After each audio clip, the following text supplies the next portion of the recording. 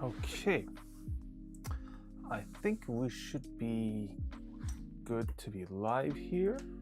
Just gotta move a couple things around. Actually, if this is on this side, just try to push this back. Just a few things need to be moved over.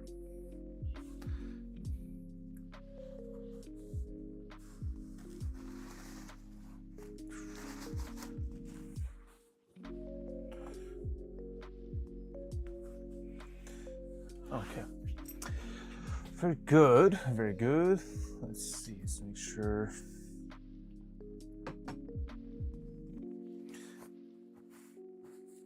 Just everything will be in order here. You know, let's get a new paper towel at this point.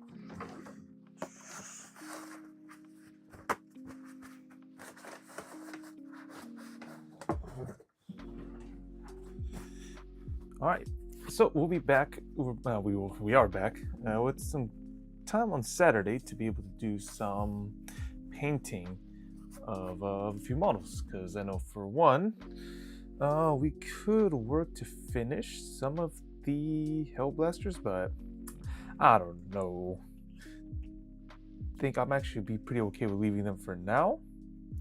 What I do want to get to, that's a little bit mundane to be fair, is that we can actually get to doing Azrael and this entire model. So this is going to be the chapter master of the Dark Angels. I think I get to have a lot of fun being able to put some of this together here. So mostly you're going to keep them kind of similar to most of the original colors, except I'm thinking about keeping the scheme kind of similar to what I have for my Inner Circle companions, because he will be leading them. We'll keep his robes with the this can be Screamer Pink, I think, Gal Warback Screamer Pink, and we also could do a little bit of highlighting as well. And then we'll keep his actual metallic armor in that same lighter green. And then we'll have to see how we can work with the banner. I think I want to save that till later. It's a lot of detailed work we got to do, but you can keep his helmet with the two plumes on either side of the head, red, and then we can try to do. I can figure something out for the sword, because I normally can just do the same lightning effects that I have been doing. I don't really know if there's anything else that could be done here. I don't know, maybe you can try to be funny with the flaming sword, but that'll come later on. Maybe flaming with the red, who knows. But for now, that's what we'll be getting with. So, hopefully you guys are doing well. I need to get my brushes all set up here. We got 0, 1, and 2s. That's my 0 of 3 for the most detail. 0, and then my number 1. That's a number 2 still. Where is the number 1 brush? I do have the number 1 brush on me. Okay. Yeah. But I think first and foremost, because he's mostly a lot of robe, especially on his bottom half, like from the torso all the way to the bottom half of his armor, we might as well get started with that. So, I personally like to have, so no, that's Chrome Red. This is going to be Screamer Pink, that's on the upper layer, and then Gal Warback Red, we start that as a base layer.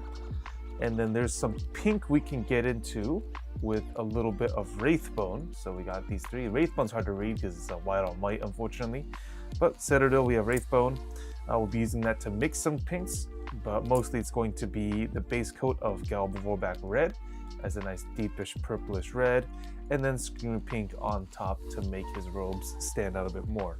Normally his robes are white from the box art, but I do want it to be pink. We can get it to stand out a bit more. Similarly with the Watcher as well. Although I think with the Watcher,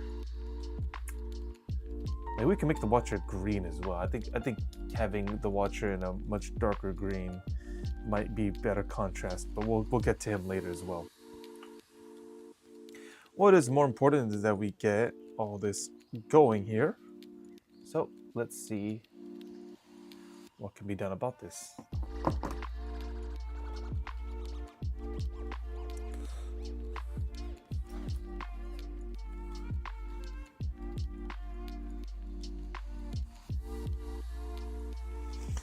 Okay, so let's go ahead and get started with some Galvorback Red we use as a base coat onto Azrael's main robes. Gotta always give our paint bottles a good shake.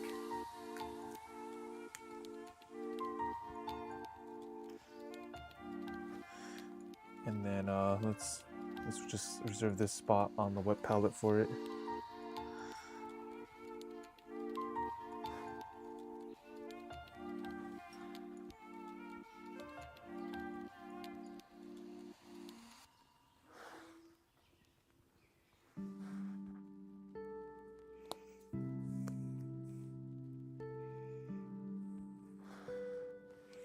Okay.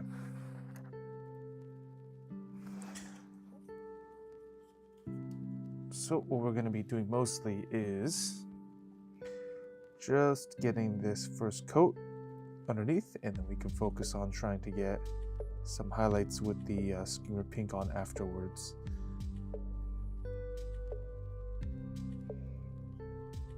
Usually doing these multiple coats will help us be able to fully flesh out, especially when we apply these thinner coats of paint on these surfaces, and hopefully we can also make this start looking less flat because we got a very large expanse of this model which will be in this color.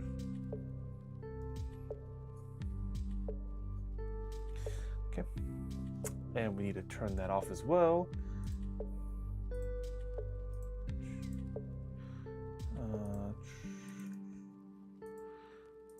No, we're not really playing any Warhammer today.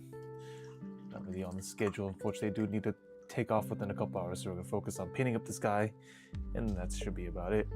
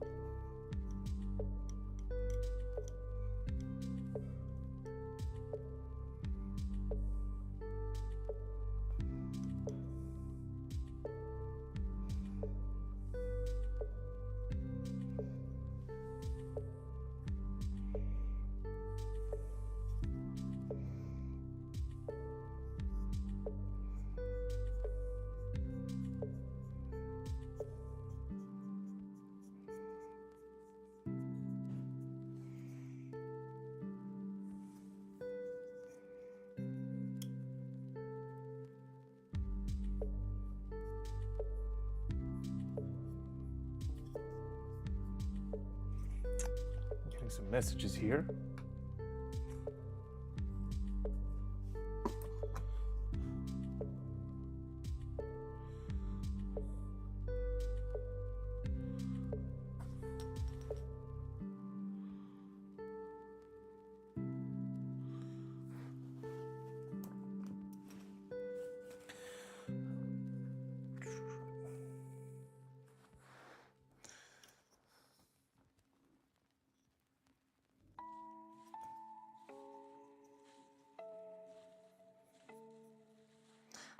I have to be worried about holding this model because, you know what?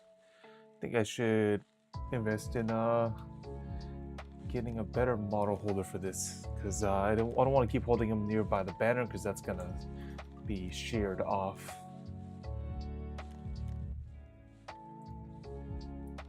So let's see, just a minute here.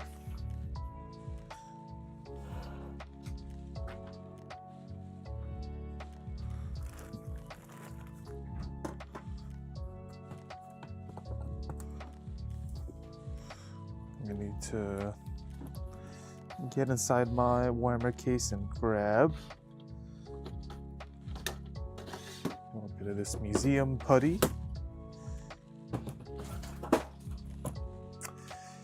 And we were gonna need to find a way to hold this here. What would be the best way? I can use just a bottle of hand sanitizer, really, just so I can have a grip on it without getting to that. Unfortunately, I didn't even be able to find my actual model holder. It's not where I normally would put it, so in the meantime, it looks like we'll be doing something like this. So let's see, I do have this bottle of hand sanitizer. Or you, oh, hey, I could do this. That's not too bad.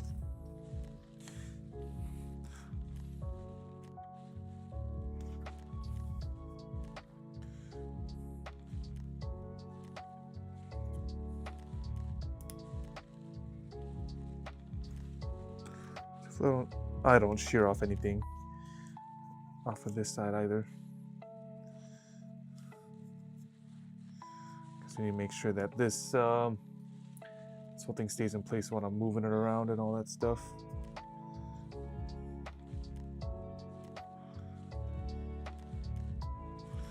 Okay, very good. So a little bit unorthodox, but we now have this model on a holder of sorts, so I don't have to deal with keep holding him by his banner, which is not that strong of a connection because of how small of a place it's glued to. So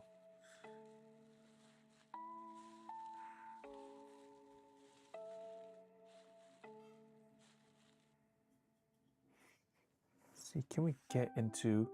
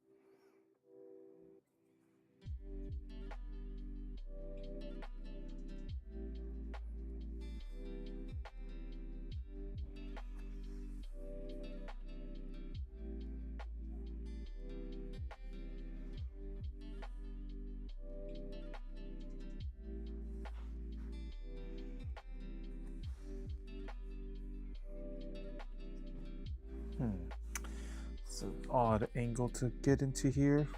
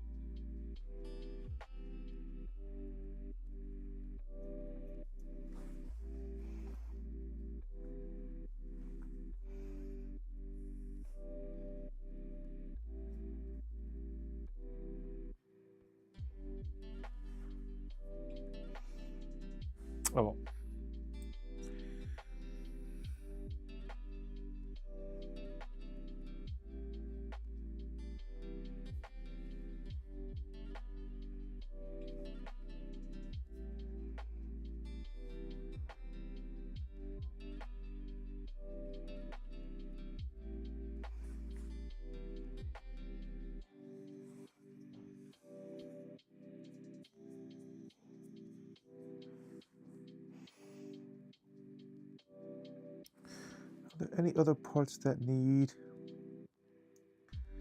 to be painted like this?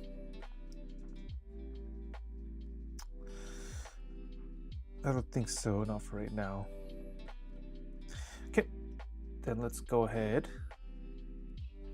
and grab some Screamer Pink, and let's start with the next coat. Oh, we got some underside parts actually. Let's do that first.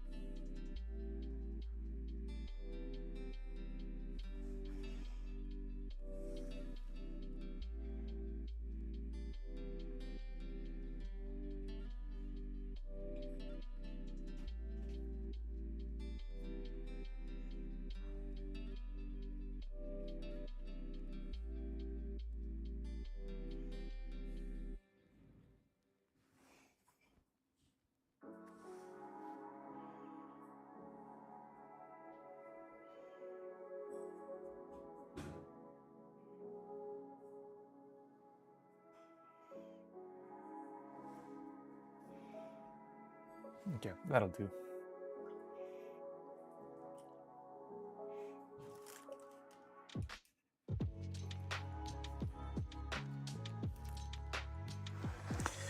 Okay. Let's go do some Screamer Pink now. This is gonna give us a much more brighter look to the robes, which would help it stand out a bit more.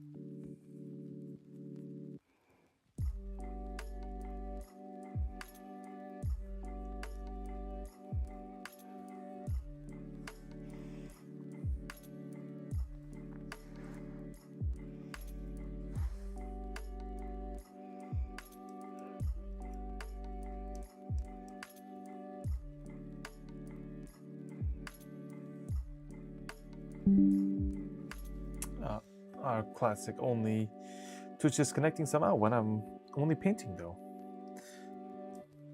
We did like 7 hours yesterday and there's nothing wrong that happened.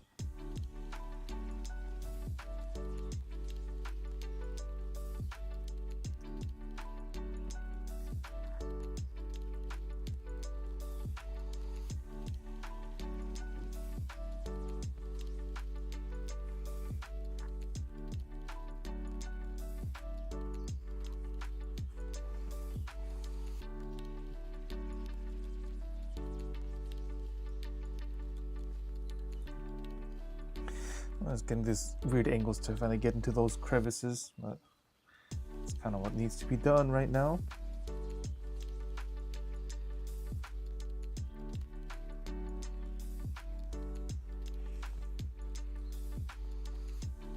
Okay.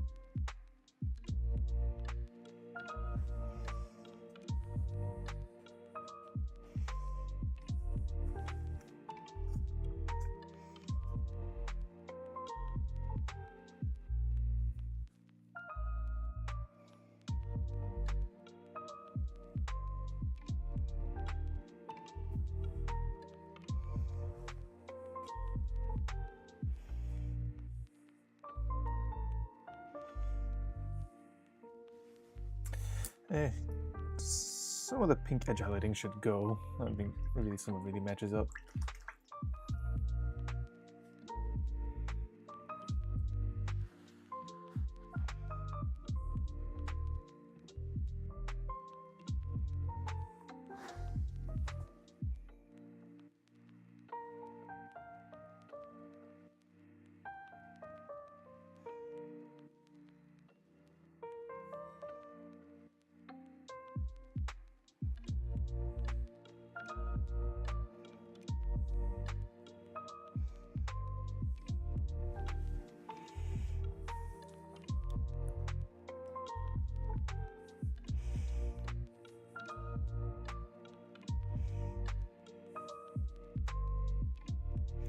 Sure.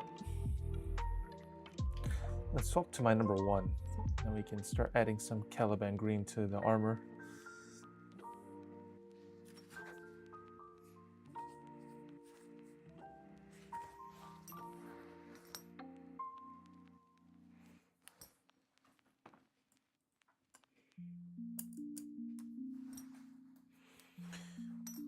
So we'll be using a mix, not mix, but one after this. We have AK's dark green. This is what we use afterwards, but first we'll get started with some, where is it? Wait, what?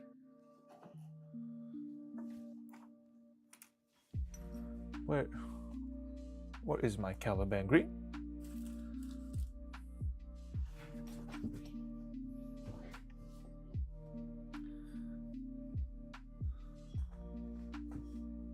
Oh,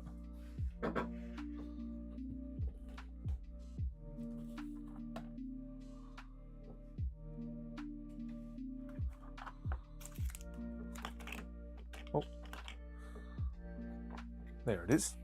So we have Citadel's Caliban green as a starting dark green layer, and then we'll be throwing on some of AK's dark green on top of that afterwards.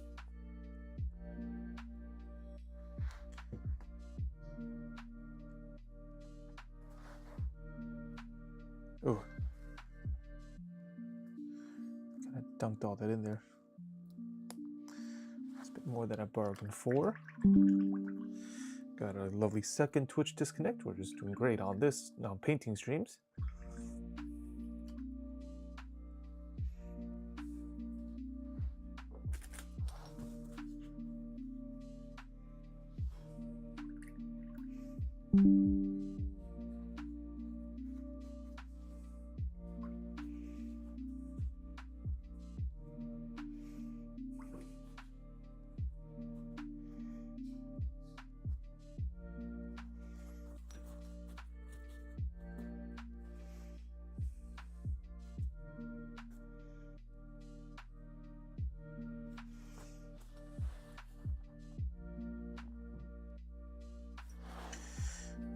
Okay, so we got some spots to take care of, which will be places like armor plates,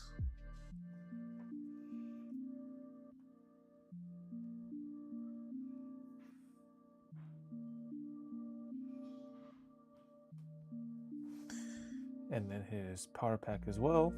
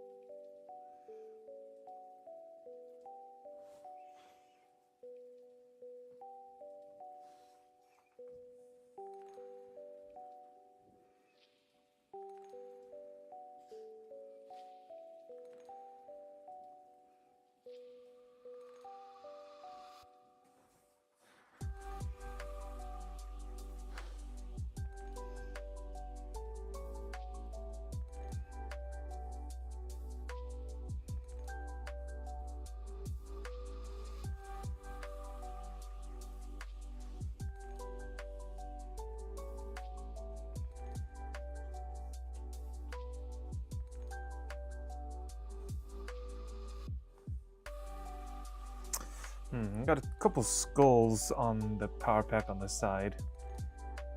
I think if we actually did them skull colored like in Wraithbone and we got some highlights on them, that would make it turn out a lot better. So I think we'll reserve that for later. Well, for the time being, we'll just move on to other parts of the power pack to continue with our shade of very dark Caliban green.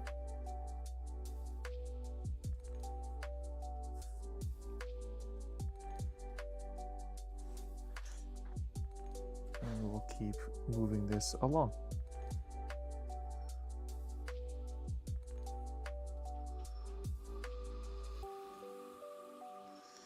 Yeah, maybe that skull will have to come back to make it look a bit more bone colored, so that way it would actually be a nice highlight to this.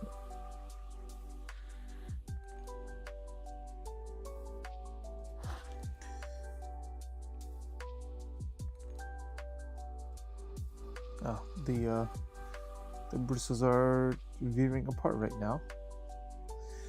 Need to reshape that tip.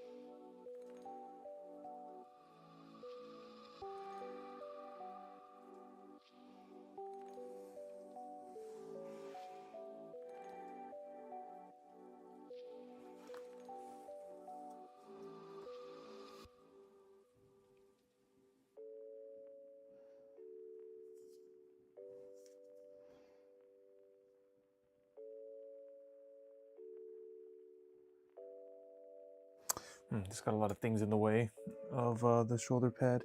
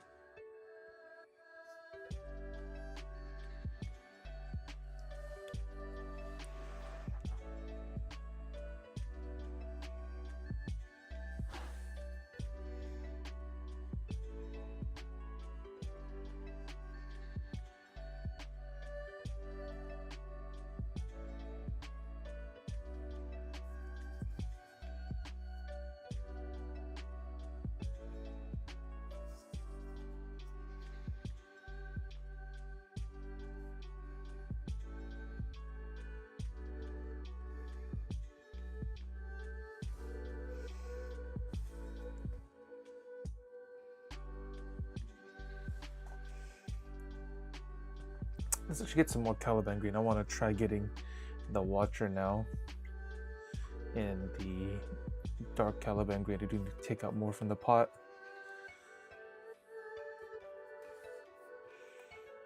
Let's get to doing that. Some more Caliban green shaken up.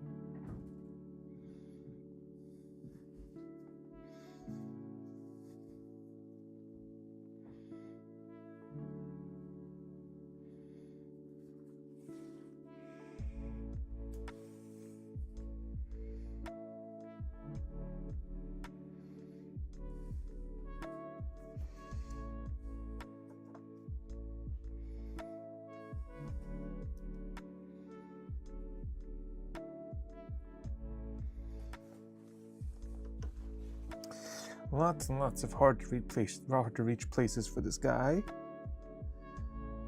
But such is the way that things go for him. Alright, let's have a bit of fun here. Just before that, let's go one more time with just a little bit more Caliban green to really make sure we got over all the spots. Or you know what? I think we can have a good turnout if we, guess we'll throw this on here as one last coat. And then we're gonna go try with some Nolan oil on that watcher in the back. But in the meantime, let's see here.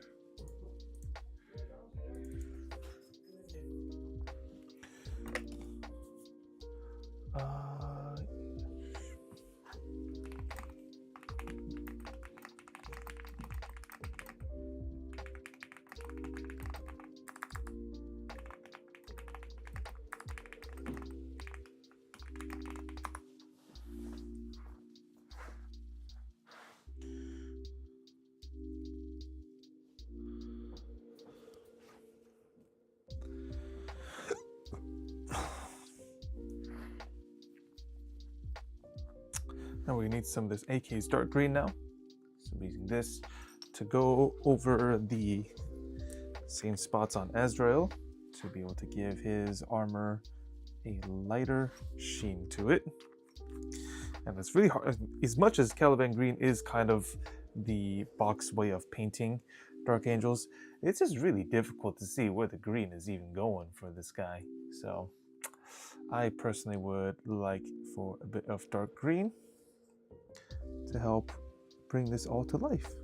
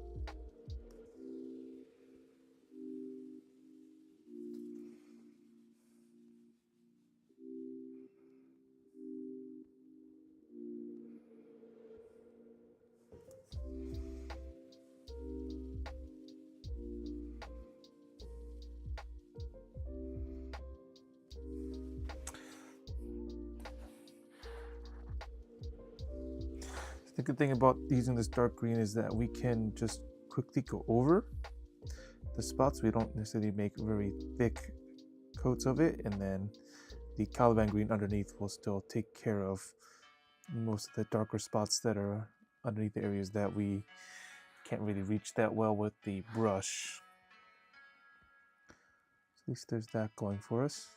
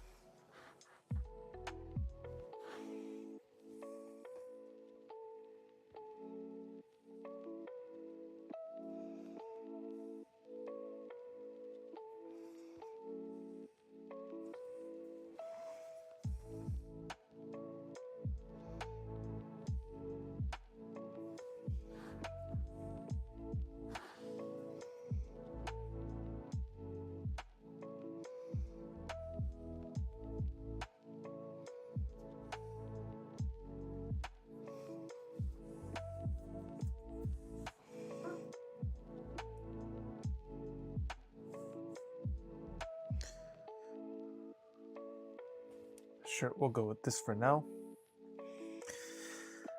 And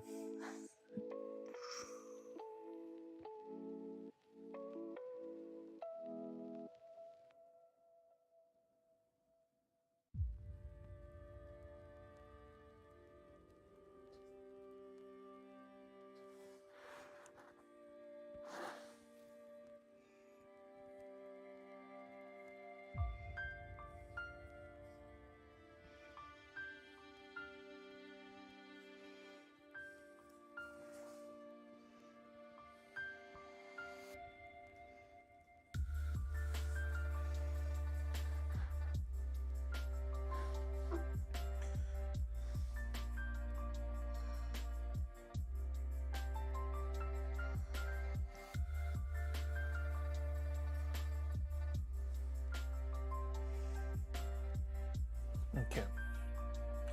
Now, let's go and try something here. I will need my synthetic number 2 brush.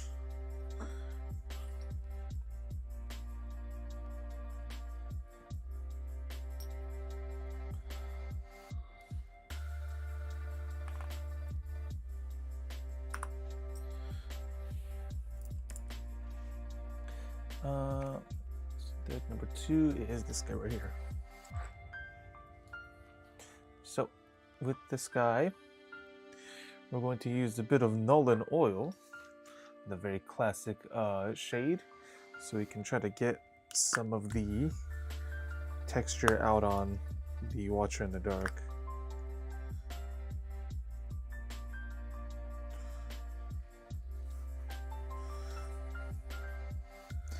And we can go about doing some edge highlighting on this guy.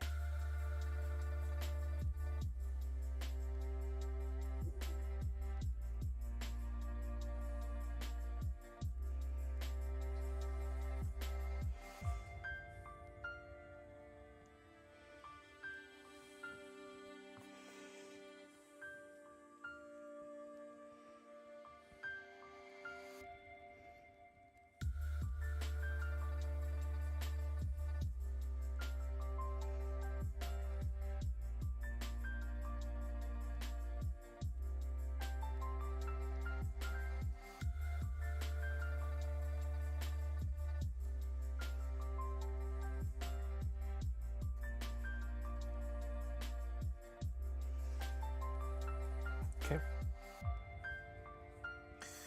So let that one dry before we get back. We might need a Nolan oil of some parts of Azrael's robes as well. We'll see how this looks with the Watcher.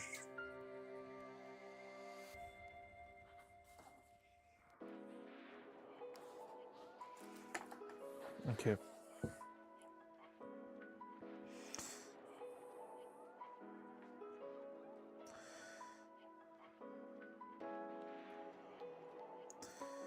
Now, certain parts of this guy need to be in like gold and silver, but first we might as well do the edge highlighting. So I'm gonna go get my number 0/3. Should I just know? I think I'll do 0/3 to not make it as thick lines for this. Something like this. So we'll be using AK's light green this time, and this will be a good highlighting color along the edges of Azrael's armor and such.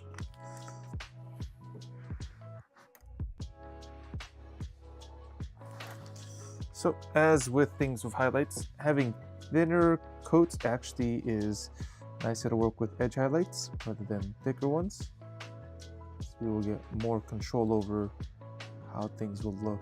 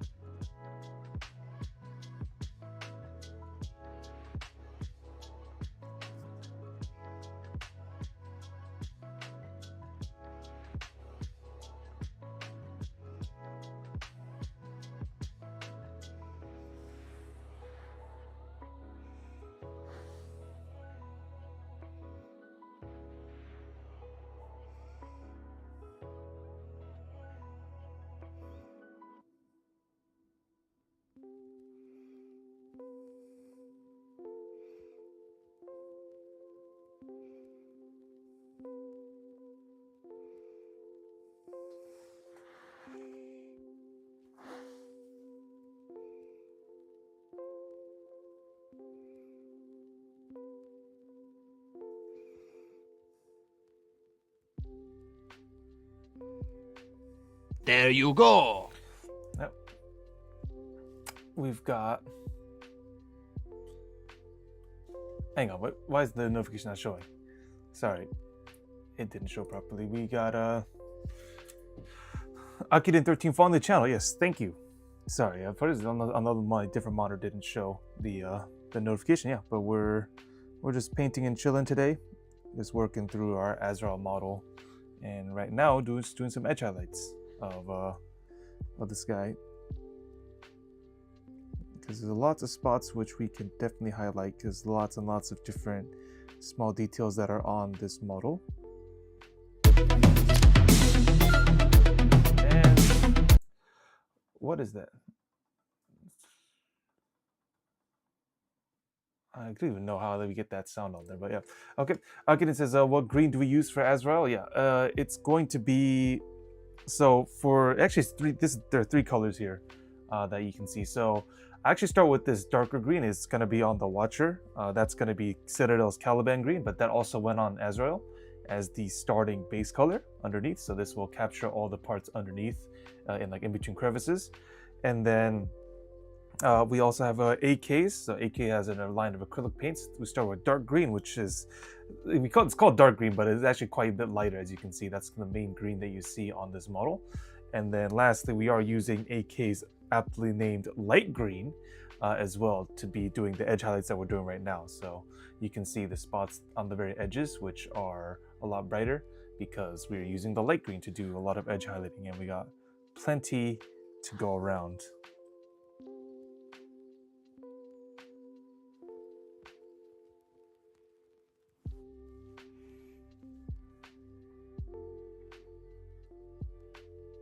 Yeah, so I mean, people bring up to me when they see my models that these guys look a bit more like salamanders, if anything. But I personally like this. Isn't it wonderful? Not really. Oh yeah, so thank you for the Prime sub. Yeah, that's greatly appreciated. But yeah, we even though these guys look a bit like salamanders, I guess to some people, I personally just like this lighter shade of green than the single super dark green. Because again, this Watch of the Dark, he's in Caliban green, which is that dark green that often is used on like box arts for the Dark Angels, but I just prefer the lighter green so I can see it better. Yeah, thank you. Yeah, we've been. What is going on? It's like I have a soundboard or something. Sorry about that. I don't know. I have to change some settings, man. There's some really super loud sounds that come over here. I think I have to make sure we change that in the in my stream settings. But another case though. I think that's actually, is that from my browser? But my browser is super low volume as well. But I don't know. Oh well. Another case though, yeah, that's currently what we're working with so far.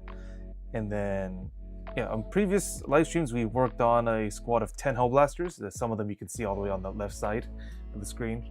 We worked on especially last time we worked on some lighting effects. If unfortunately this camera doesn't show close models very properly, but we did do some lighting reflective effects on the sergeant of the Hellblasters themselves. But I also do play as well. We play mostly on stream online through Tabletop Simulator, and I do play with my models as well. You'll be able to see that. I think we streamed on Thursday. We should have a VOD for that. I got some people to play on Tabletop Simulator. It was quite a wild game on Thursday because one of our friends, he just brought a full list of all infantry for on Astra Militarum. Although he unfortunately just couldn't deal with his opponent, so all of his models just died. But yeah, we do a bit of both, as we mostly do a lot of Warhammer stuff on these live streams.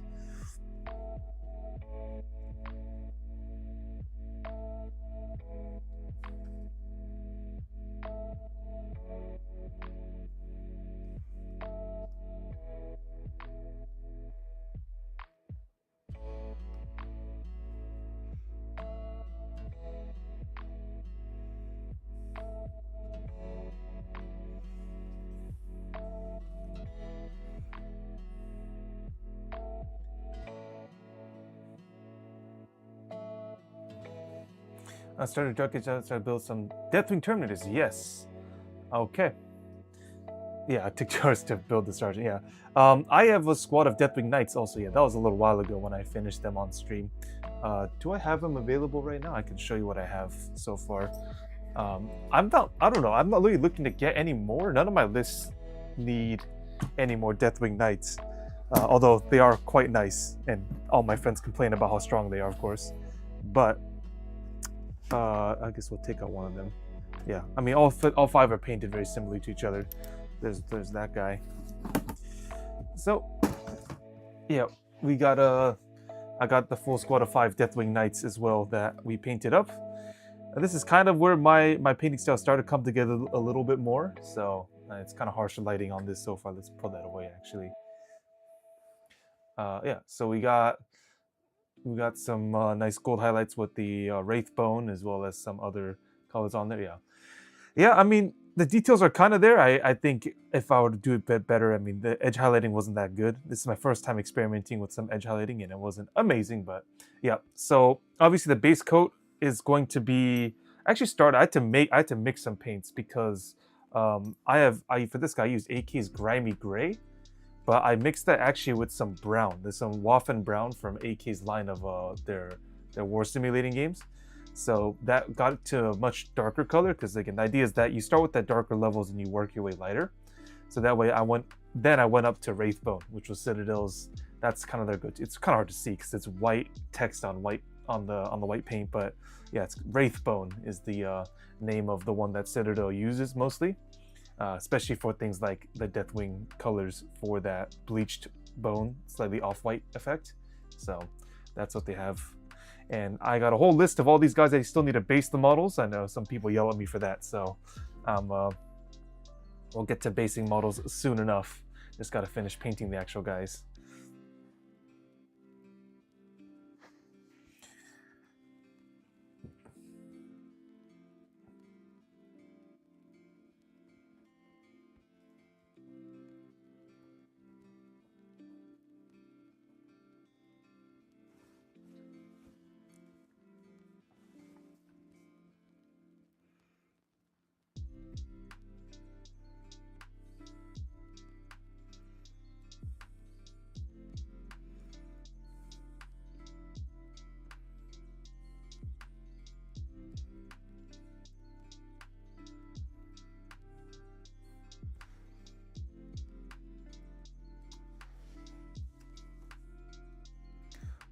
So this is going to be a pretty long process. I know for me, the whole process of edge highlighting isn't amazing, but it does undoubtedly add a lot more to the depth of the model. So can't really complain about it. Just gotta suck it up and deal with spending the time to make this all happen.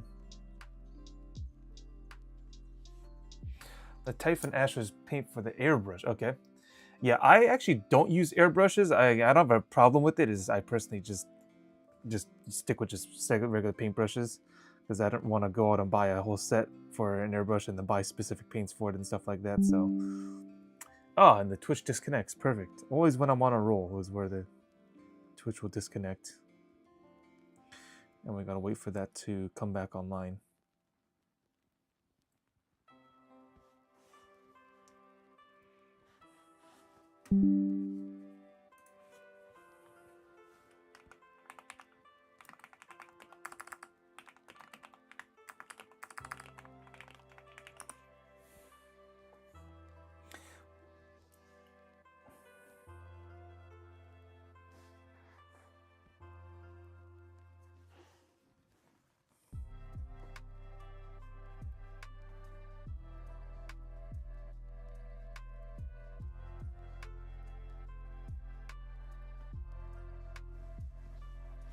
Okay, I think we're back now. Sorry, yeah, the Twitch got disconnected there for a second because it just has to happen. I don't know. It's really weird. Only certain live streams and certain things, especially when I'm painting, does this thing disconnect. But we should be back now, hopefully.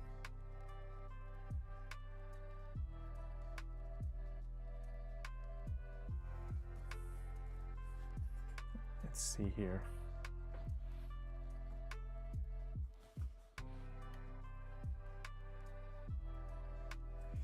Yeah, but I said earlier, airbrushes, it's just a bit extra for me, I think, for me to really try to make something happen from it. So I personally don't go use airbrushes, but I know some people that do.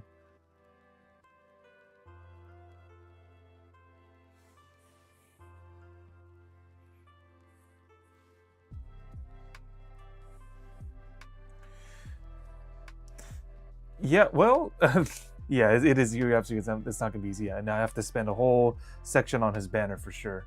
So there's that, and there's a specific effect that I want to do on his sword.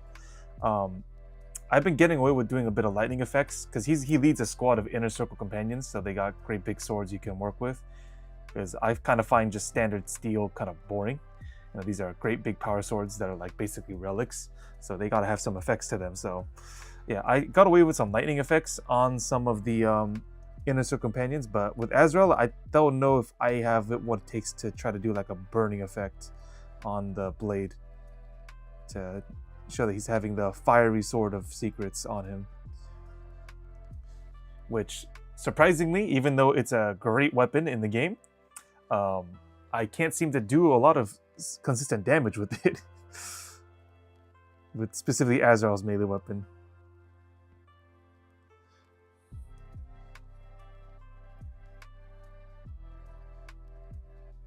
Okay. Looks there's no paint on this side. Yes, Halo Ashen Jedi, how you doing?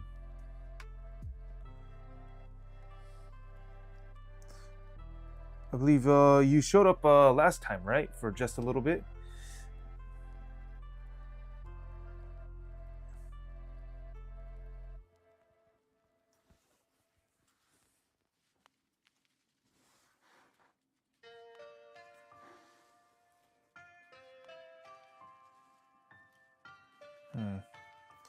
This angle is not the best to try to get back in there.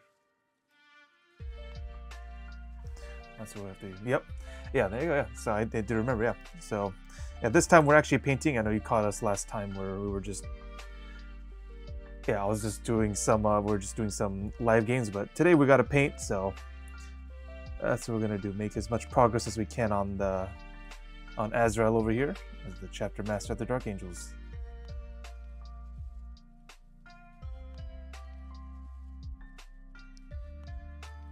And we're on the great step right now of having to do all these great edge highlightings on this model.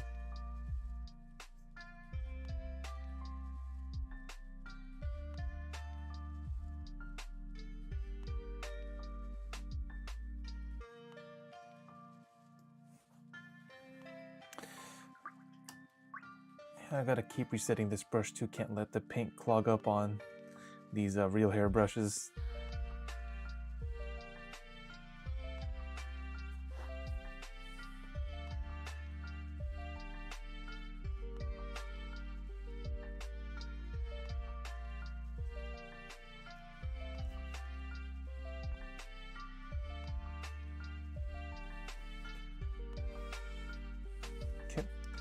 Go to the front side of the power pack. Gotta finish these lines if I can reach there. Something like that.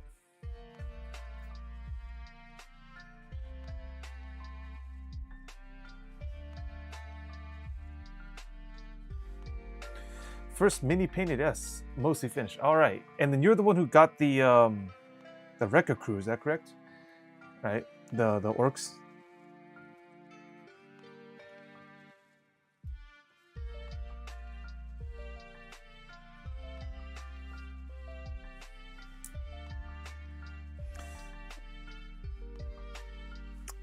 Is that really? Oh, we're at this top side of his forearm here.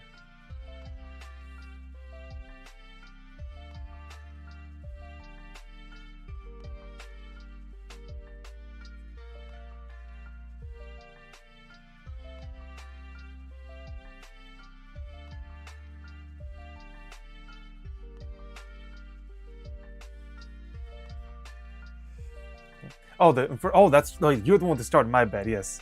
Again, a lot of different people tell me the things that they're building. But yeah. Oh yeah, those 3 Infernus. Okay. Then yes, I'm pretty sure you got them looking exactly like on the box art. Let's see. Do I still have the box for Azrael? He has to be somewhere, right? Oh yeah, I shoved him back there. Let's see. Just as a quick comparison, what we've been doing so far. Oh, there you go. Yeah. I mean, this is like not even close.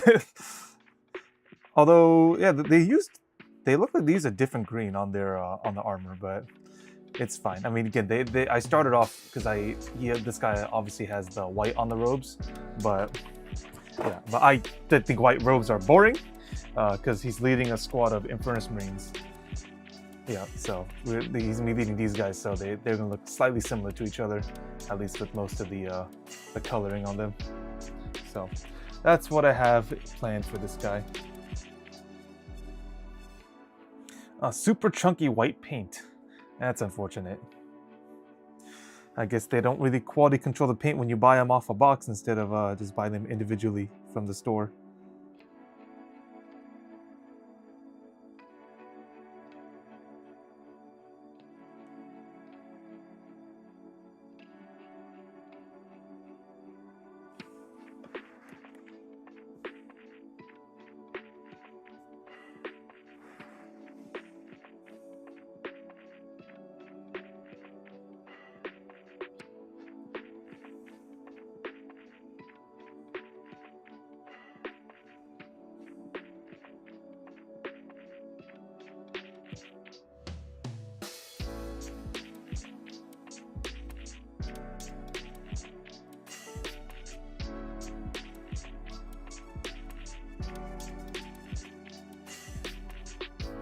Speed paints, that contrast, okay. Yeah. Yeah, I actually only like contrast paints actually just for certain effects. I don't use them as much. But I mean, they are good for my effects at least to get paint inside of like crevices. That for sure. It's like when I need like plasma effects, I absolutely need contrast paint to fully get that going there. Let's see. Just some last few spots here.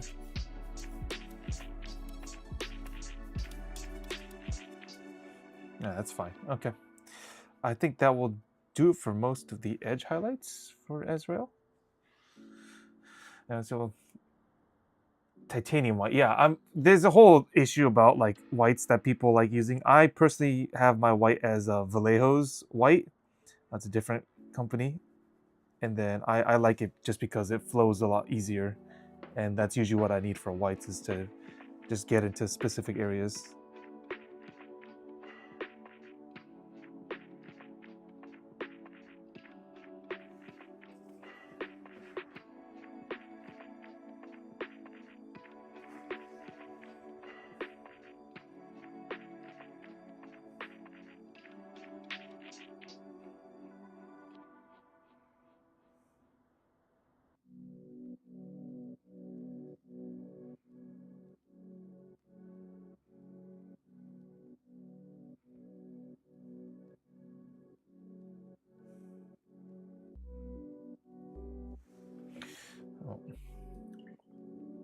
And part of the Corax, but yeah, I don't. At least just for me, just because of the ideas that I have for things that I like to paint, I just really like the brighter, thicker paints. So sadly, Citadel, they don't really have much of that, so I don't use too many of their paints. Of course, these are some. You can obviously see some of the bottles of Citadel paint that I have already here, but I actually really like, again, AKs I get a lot because the store near me sells them, and I also have a preference for squeeze bottles because I don't like keeping them to scoop out paint from the paint pot every time. And then there's that, and then for sorry.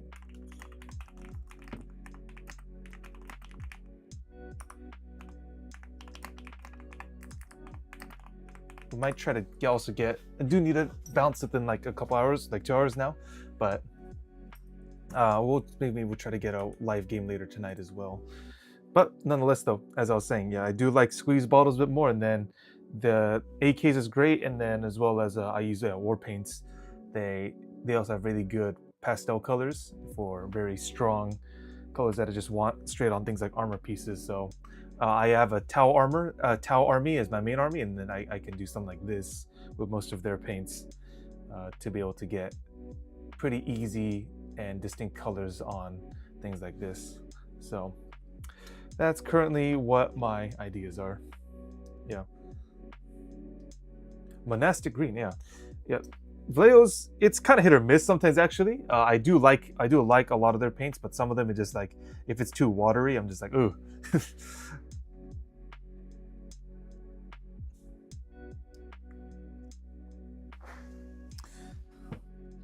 See, there's some last spots that needed to be touched up here.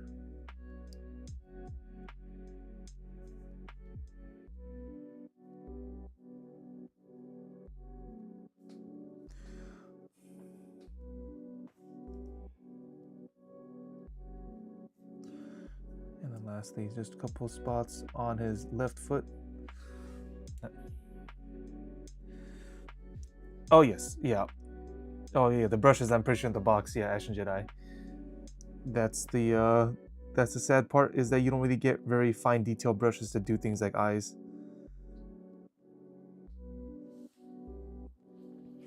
Okay. With that, let's have some fun. Let's try to edge highlight the Watcher in the dark here. The Black Templars, yes, we did talk about the last time.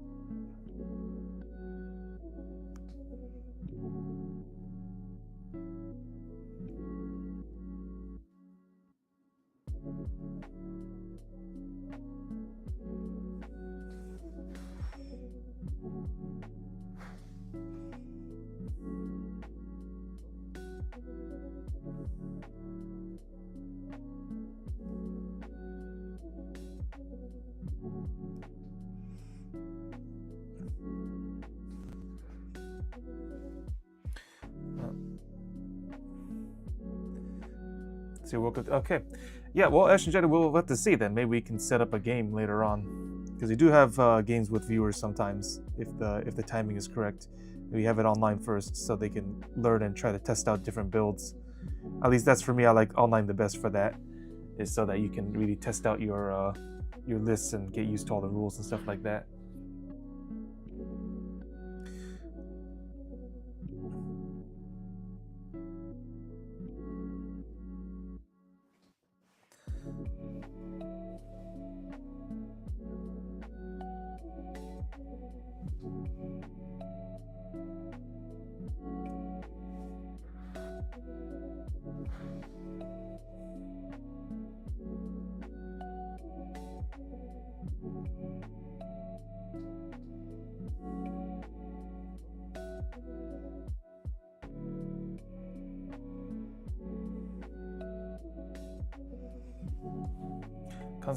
Yep, a bit more flair onto your Black Templars. So we're looking for like lots of light purples, and then I don't know if you still wanted to keep like white robes, or if you had a different mind for different color robes, because Black Templars also have a good amount of robes on their specific units as well. Really getting into that Crusader look.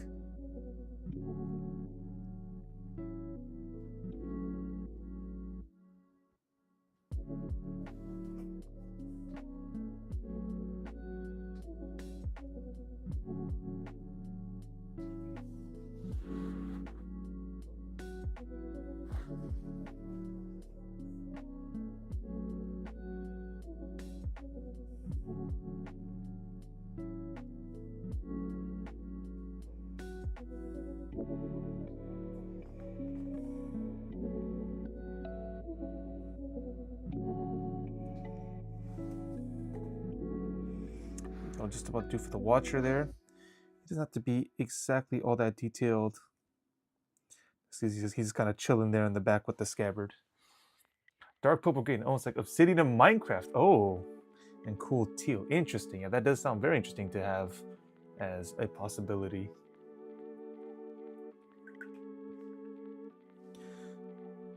Yeah, it's kind of pitfall for a lot of people. If it's way too bright, then it kind of takes away from a a lot of the effects that you're looking to do. Okay, let's see here. We need to do, let's just go straight to reds. Why not? Let's see, I think it's still gonna use my 0-3 for some parts of the red, but for now. Yeah, right now, yeah, a lot of my brights are bright. I mean, because of the lightning too, but yeah.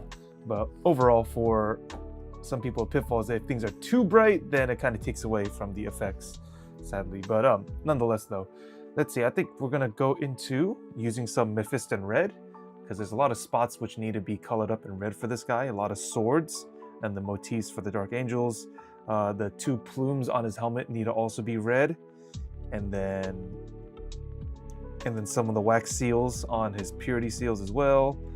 And then usually the bodies of most guns are going to be in red as well, so we gotta do that as well. So let's actually start with my number 1 brush on the parts that need a bit more attention to them. So my number 1 here.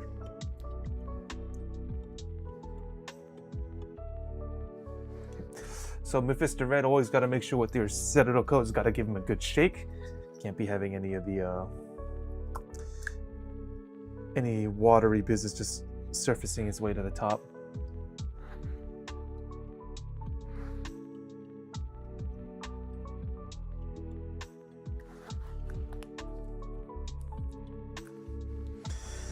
Okay, so let's see here. I'll start with the 2 plumes.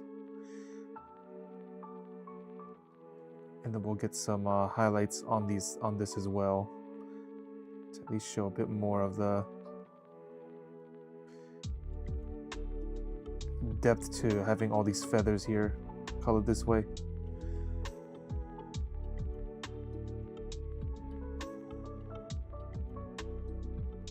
So we'll come back, do another coat once that dries up.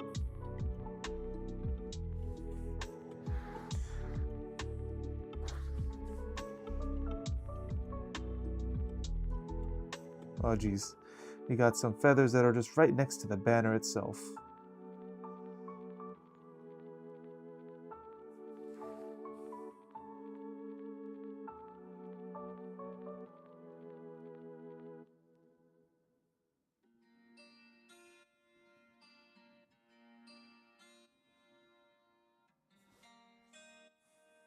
Okay.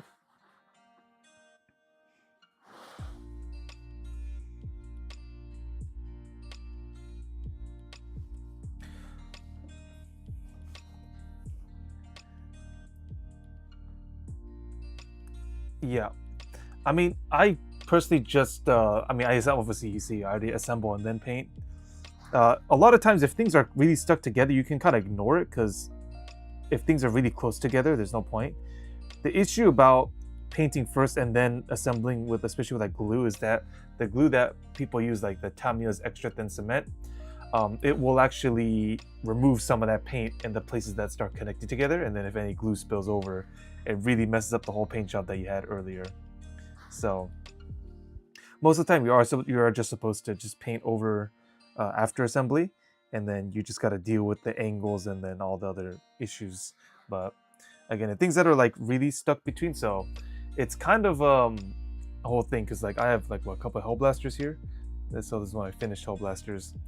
So obviously his gun is like right to his face, and on the tabletop you can look at it top down most of the time. So there's like some areas which aren't painted that great. I mean, I do get under them, give it a little bit of color, but it's really messy where his chest is, but his gun is, you know, right there in front of it. So if you look at it top down, there's no problem. So, and then obviously you just move the models around the tabletop. So at least for me, I don't really see much of an issue. If it's way too hard to reach, most of the times you're not going to be able to see it anyway, so there's no point. Yeah. This camera that I have, I can't zoom, sadly, as much as I want to. I guess I can manually zoom with the on the stream, but you know what? Let's try. Let's get a zoomed in look. Why not? We got the time to do it. I have to just remake a painting, so let's do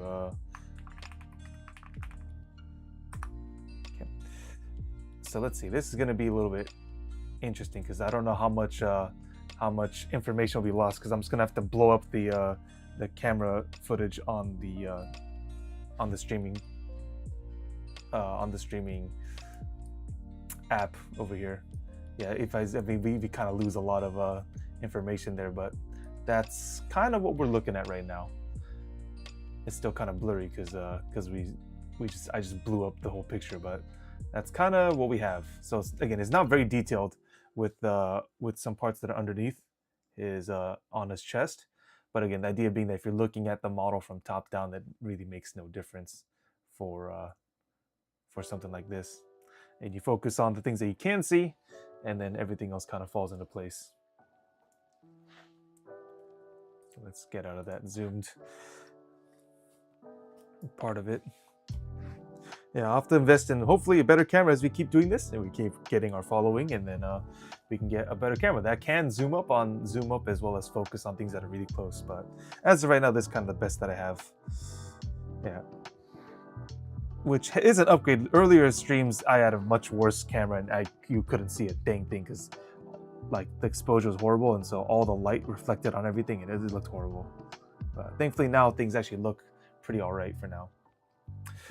Yeah, named characters, I don't have the rest of them painted. I own Azrael as a named character, of course, and we're painting it right now. And then we also, yes, we do have the lion. He is a whole ordeal we'll have to paint in the future. So yeah, I mean, he's primed, he's ready to go. Just it's gonna be a whole thing. I mean, I think I have to buy a couple paints too before I actually get to painting him. So he's gonna take, I think, at least maybe 1 or 2 sessions to even get complete with. But that's one thing I am looking forward to, but also kind of dreading in terms of how much detail there is going to be on the lion when I have to paint him. And then although Asmodai looks amazing, Asmodai is one of my favorite named characters. Unfortunately, he just kind of stinks in the real game. So yeah, he just there's no real point taking him as of right now. In the future, I think there's a really good chance if 11th edition they kind of fix him up a bit more, but he just isn't really that good as a standalone character in the game. Yeah, no, I love the model. I love his lore too. It's just yeah, again, the in-game sucks. So right now, because I still have to build the army that I'm going to be playing on tabletop, I can only really focus on that right now. Yeah, so we got a little bit. See, so we got just, if you can hardly see, like again, we got this backside on his right, the right plume, and that's gonna be kind of hard to reach sometimes. So we just go with something really quick, just to show that there's color on there. But I'm not going to edge highlight this part. That's way too much to be able to try to navigate. So or something like with this part, because it's not going to be seen in detail. This back part of the right plume will just be thrown on some red, and then that's it. We'll just leave it like that. And for the most part, you look top down, it should be fine. We just paint up the actual rim of that, and that's fine. Yeah. Let's see. The Iron Halo Strike Force. I haven't heard of that one. Yeah, but the 11th edition of Warhammer will come out the summer of 2026. So this upcoming summer, that's when it's expected to release, unless Games Workshop has something else in mind. But even with that, just 11th edition just means that they're gonna update some rules for the most part, or maybe overhaul a thing or two if they absolutely need to. And then, but the boxes all come streaming out whenever there's updates for that to come out. Because they did do a lot of updates just like a week ago for Ultramarines, right? They got their new Titus model, the new Marneus Calgar model, some new Victrix cards, so even a new playable thing that they can have. So Ultramarines got a lot of love in this past week.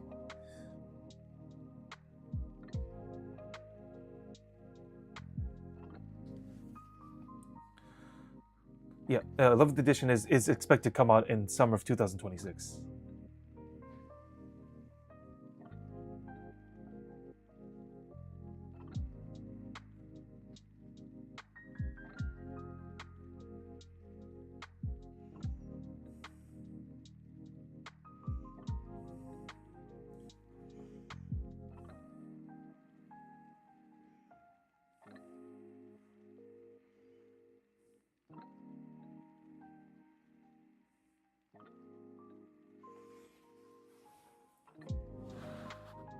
So I got a lot to look forward to.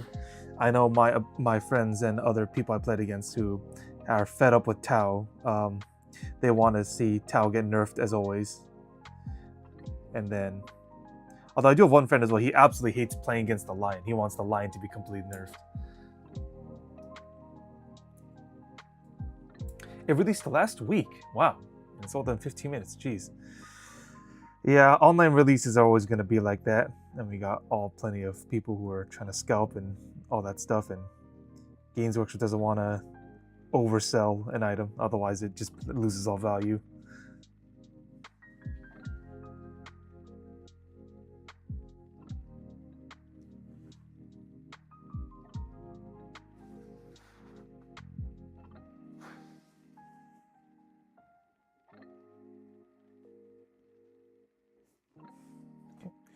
Let's come back to do a little bit more. Back on his plume here.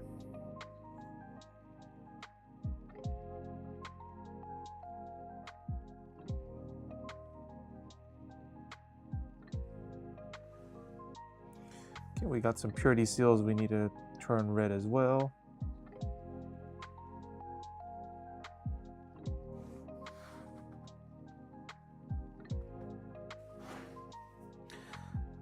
Hinted at some for the release. Interesting. Yeah, just personally for me, I haven't really found any big boxes that I really liked.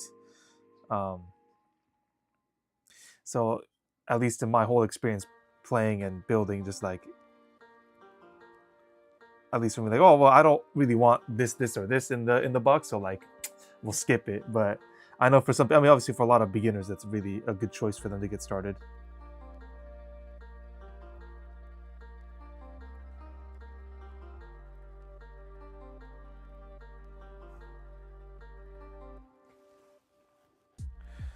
Like the Black Temple composition, I forgot exactly what was in there in terms of the unit composition, but I know a lot of people do like what they have to offer.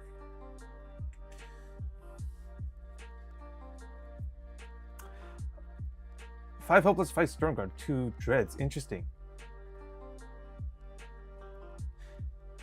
Yeah, Stormguards are here and there for Dark Angels. I haven't really seen many Dark Angels people take Stormguards, just because the Inner Circle Companions are meant to be the replacement to Stormguards. Technically, I mean, technically it is Stormguard, but in the board game is meant to be for the Blade Guard for the actual melee guys. But in the rules, the Inner Circle Companions replace Stormguard veterans, surprisingly.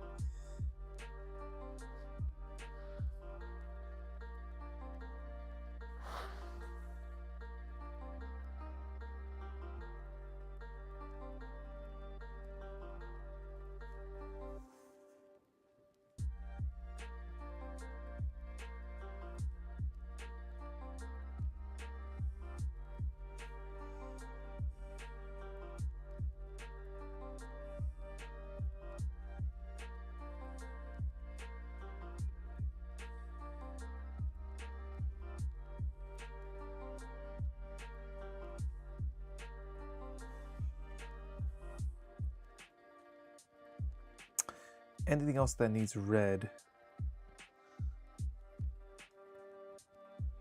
Oh, you know, we can be funny. Yeah. Yeah, well, Azrael, yeah, Stormguard with Azrael, that makes a lot of sense. Yeah, that is good, but it's just for me. I just really love the vibe and how Inner Circle Companions really fare, so I just go for them all the time.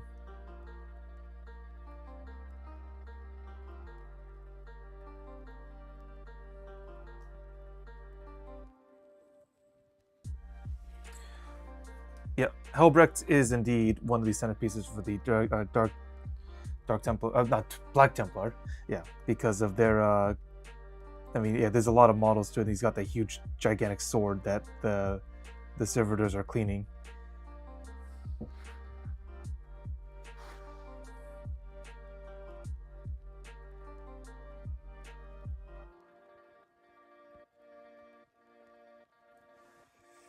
I'll come back for that later. Okay, now let's actually enjoy doing some gold trimming here, because I think he can really move this. Yeah, I mean the complete vibe of Inner Circle Companions is, at least to me, mainly one of the reasons why I play Dark Angels now. I've always liked Dark Angels. They're my go-to. Um, Way back in like fourth edition when I first saw them, but now, thankfully, with Inner Circle Companions, they make the game so much better for me. It's just that all my opponents complain about the Deathwing Knights instead, so that's funny. But I personally just like the amount of blending that a Inner Circle Companion squad can do, as well as their look. But anyways, let's switch over here. We're gonna use some old gold from AK. We got some gold parts that we need to paint on Ezra. We got his wreath that he has, and then I might as well do the rims of his plume, and then I think maybe the pommel of his sword, and he has some trinkets on him as well that need to be all goldened up. I think some parts of the scabbard as well that the Watch in the Dark is holding. So we got quite a few spots to paint up his gold as we shake up this bottle to make sure everything is nice and even.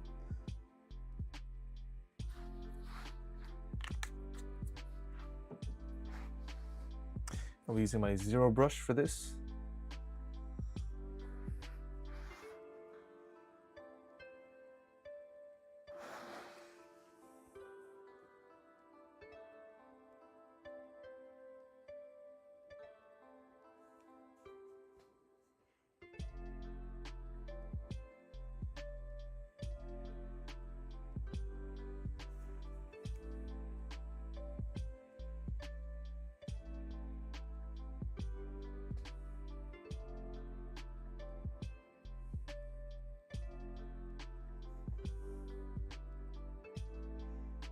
So hopefully with this we get a nice good accent between the red feathers of the plume and the gold of the rim holding it together.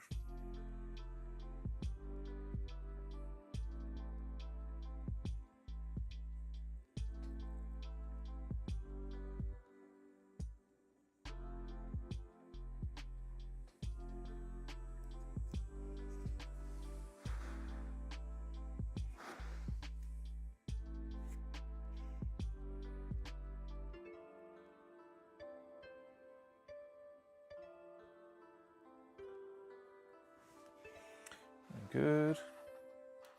30 minutes. We come back later. Yep. Thanks for coming in. I'll get in, and as well as for your sub.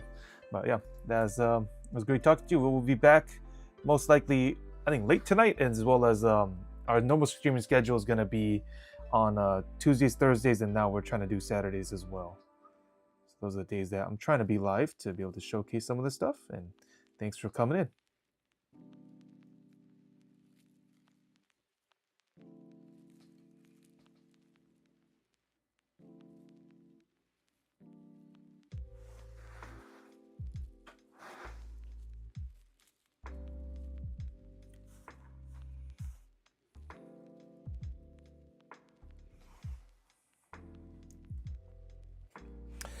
Okay, I'll take that for his plumes for now.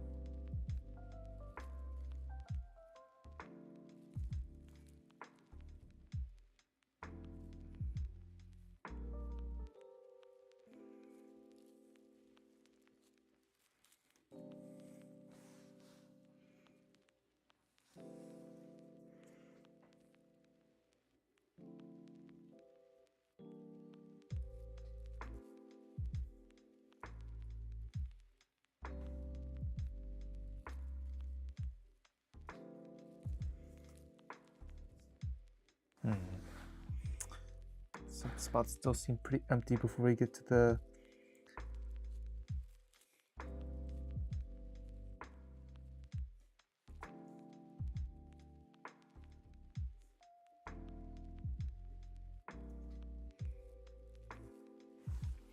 Hopefully I get a good yellow for the lion head that's in on his forehead.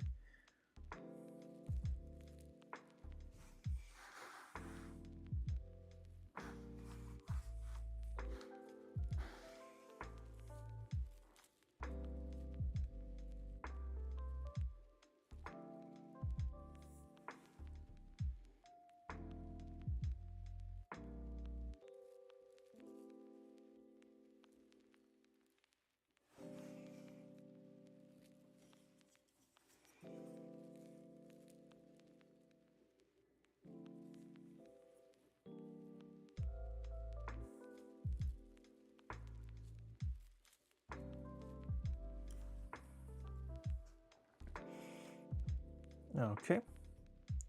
Let's get some gold on his on the wings there on his gun. The Lion's Wrath.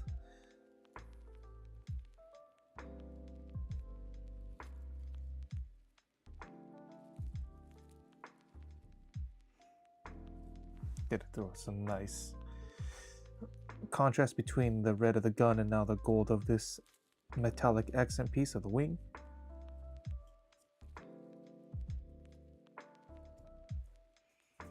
Same on the other side.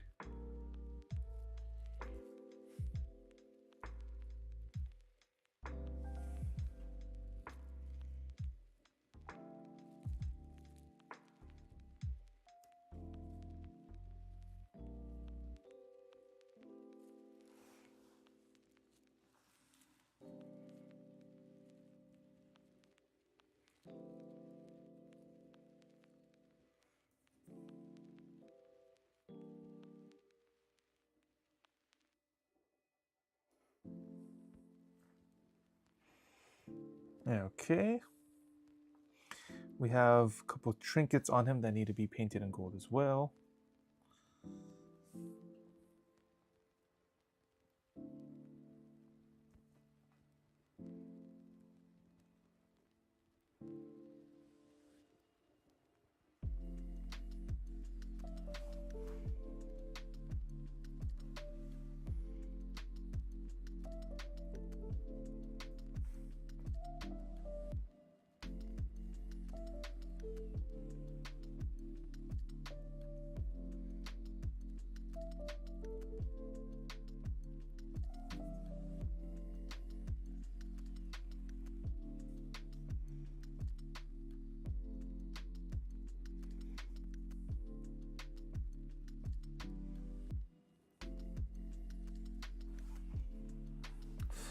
We got our first bot message of the chat of the day, and we're gonna say later.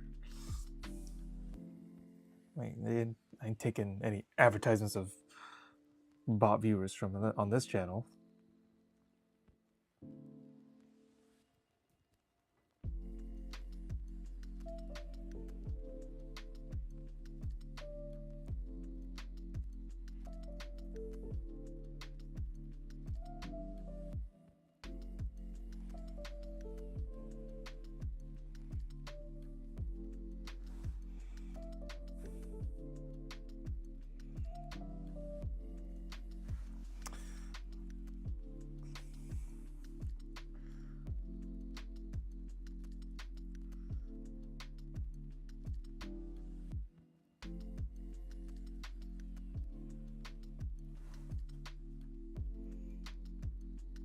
Okay, let's focus on the scabbard that the Watcher in the Dark is holding onto.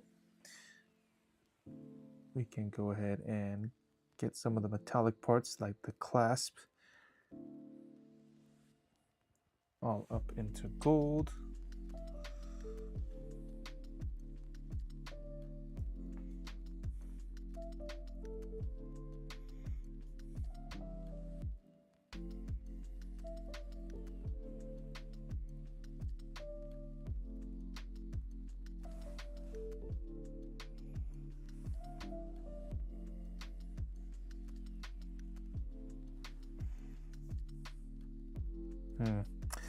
That's a spot that's really hard to get to. I think there's no point doing that, but the Watcher has some keys on his back which can be painted in.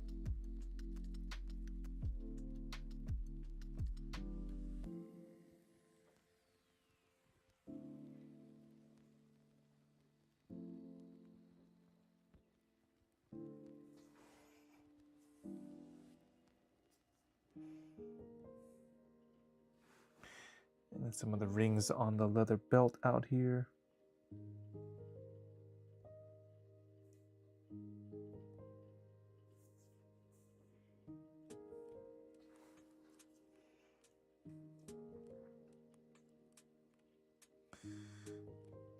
Okay, let's get his pommel to. Yep, thanks Ashen Jedi as well. Yeah, sorry, I didn't get to see that before the bot came in. We'll get his pommel gold as well.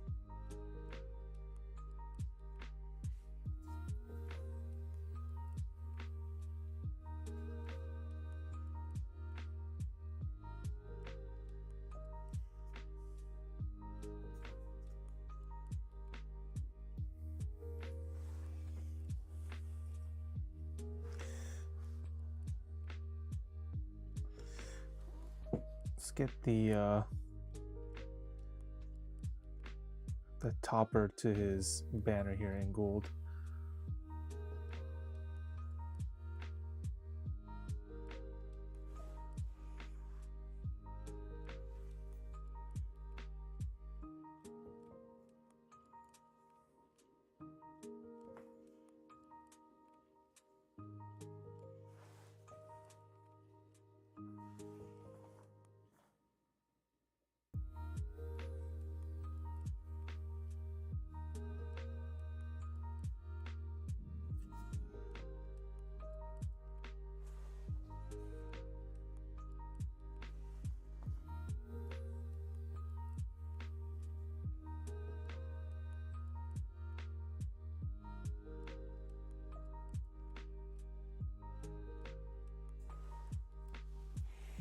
All right. And then lastly, let's do the trim on his shoulder pads as gold.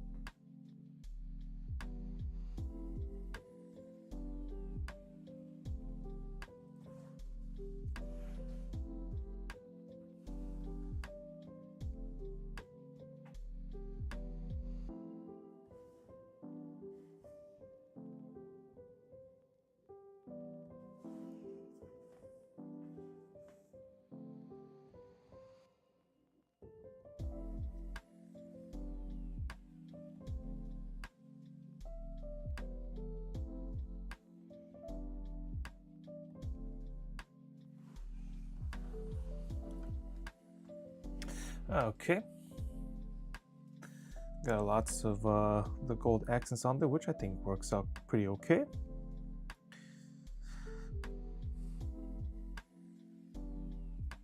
So with that, I know one spot needs a little bit, a couple spots need a bit more red, so you might as well do that right now.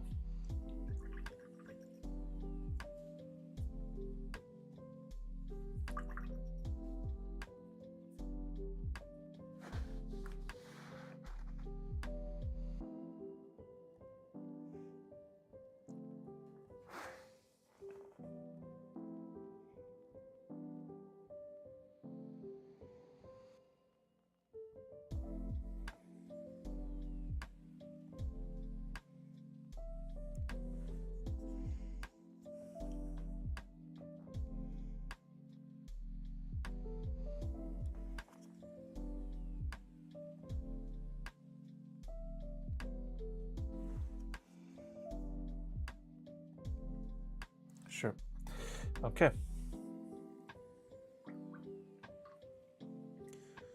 Now there are going to be spots that are going to need some wraith bone here. So that way we can get to doing the purity seals, some of the wings, and then what else needs wraith bone? Let's put some parts of the wing design on the Watcher. Also, remember we need to do a little bit of edge highlighting on the on this plume. We need to do that as well. But for now, so let's first get to some Citadel Colors Wraithbone. Again, it's hard to see because it's white paint on white text, but it's Wraithbone, which was it's a very bright but a little bit off-white, slightly yellow, whitish color here. So, well, if I'm gonna scoop it out, I'm gonna take my #1 brush and do it.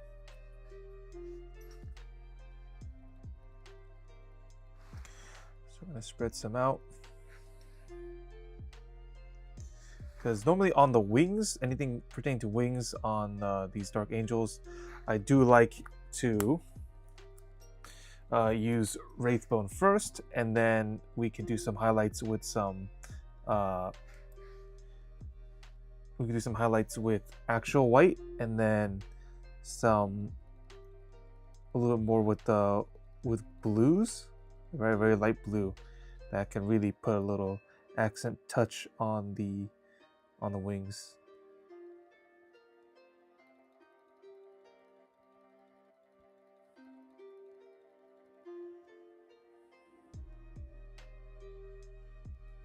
Okay, that's all I can use this brush for. I need my zero thinner brush to be able to get into those other areas.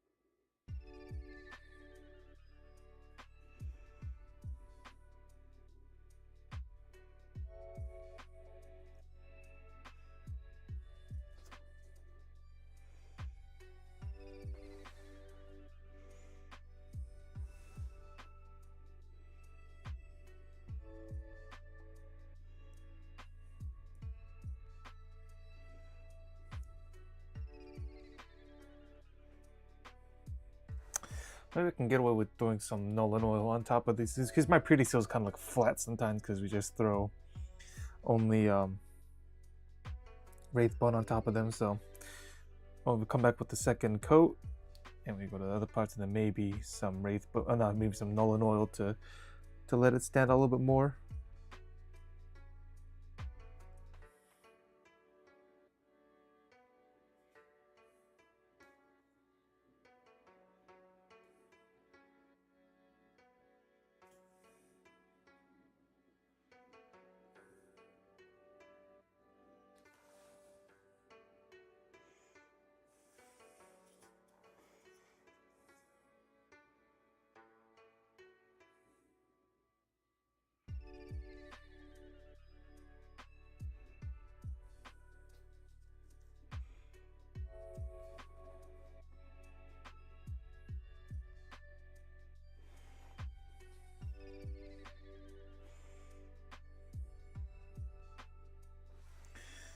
Okay.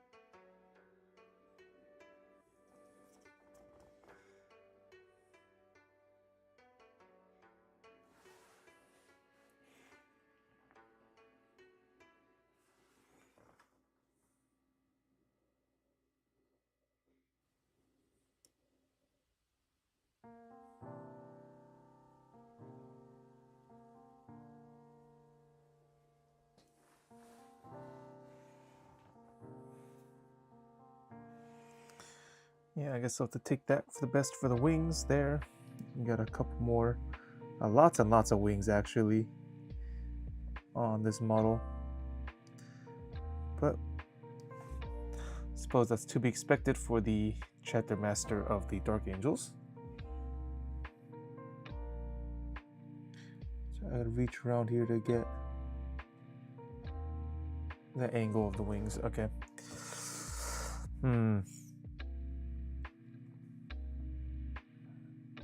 And then we got the two skulls on the either side of his power pack here.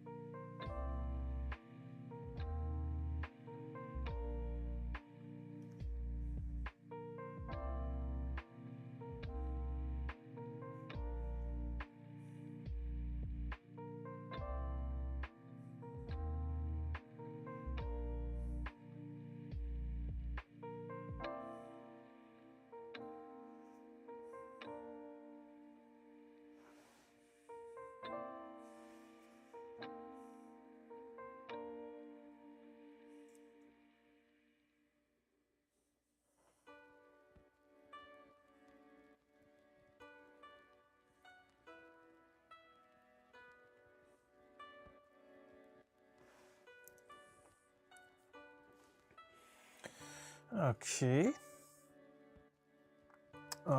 Let's actually get the second layer on the skull.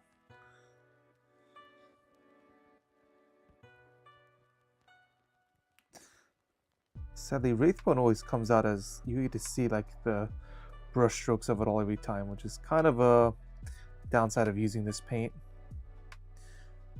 Other ones, because they apply a bit thinner,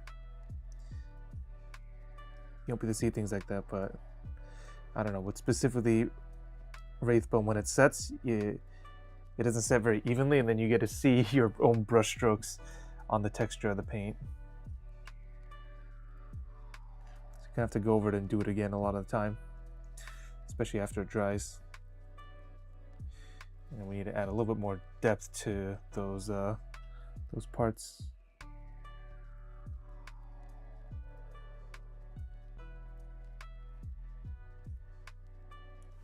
Yeah. So I think for now, what we're gonna do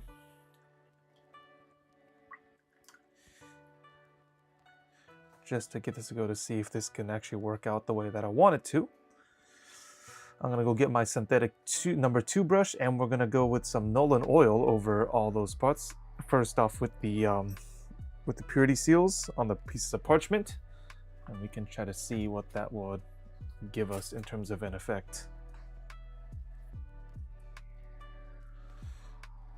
So let's have a look here.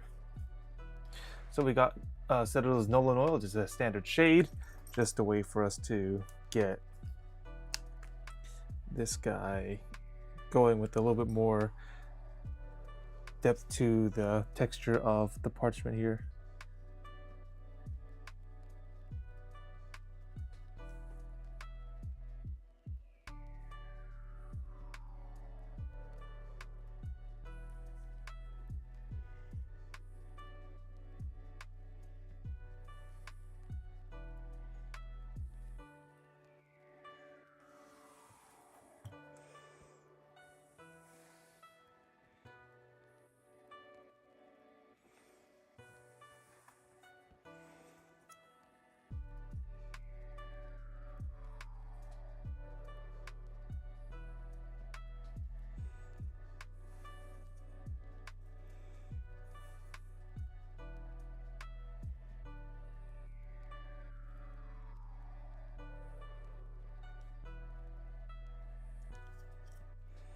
We'll save the wings on his chest for later because we need to still work on some highlights of that. So let's get to the skulls on the power pack. And after that, we can try for some highlights if we can. Man, that white is really bright on this, on that. It's a little bit more than I bargained for.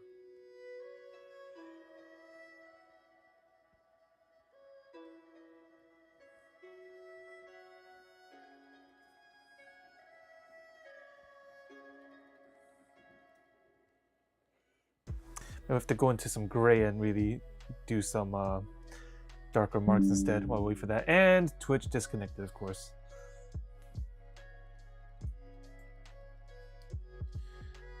Hit this again.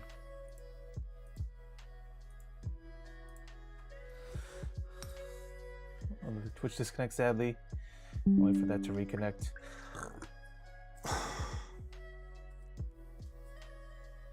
Man, 3 in one day. It's kind of wild.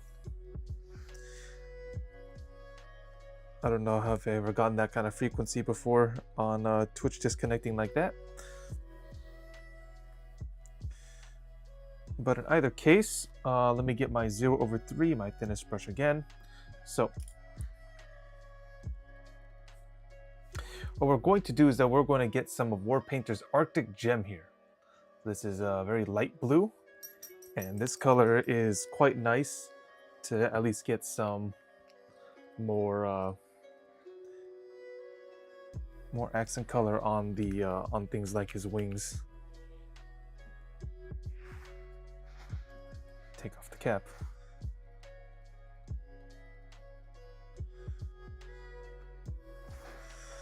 Because this we can very easily with the thinnest brush try to get just like the underside layers, almost like we're edge highlighting the wings. Doesn't have to be 100% exact,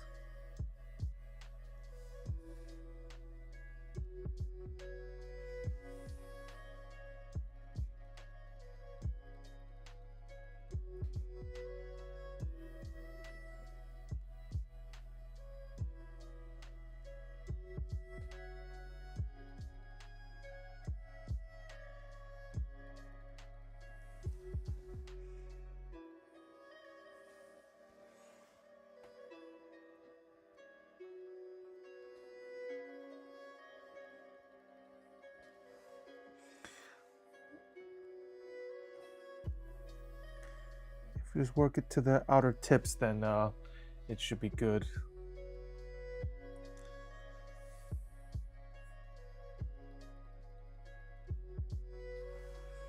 Okay.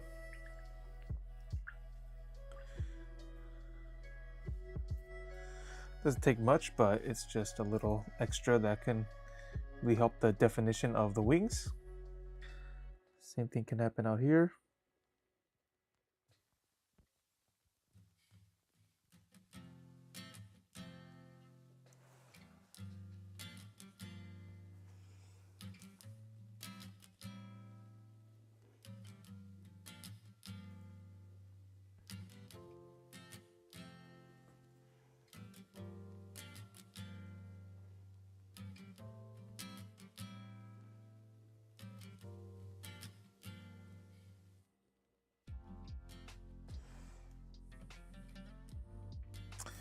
You know, let's just quickly go back over with some gold. I know there's just a couple of accent marks here that we want to have it before my gold dries on my palette.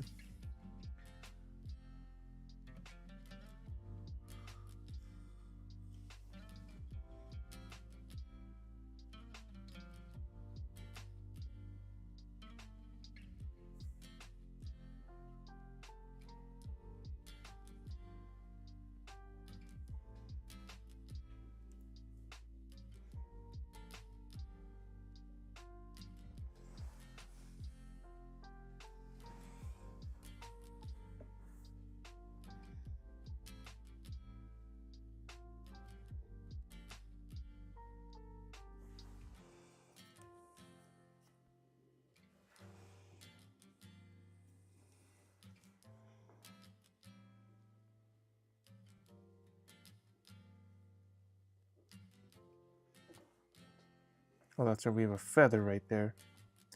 And a couple of purity seals hiding behind it.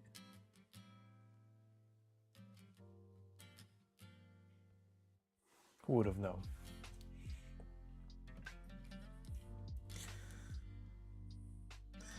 Let's get back here with my number 0. Yeah, let's do my number 0.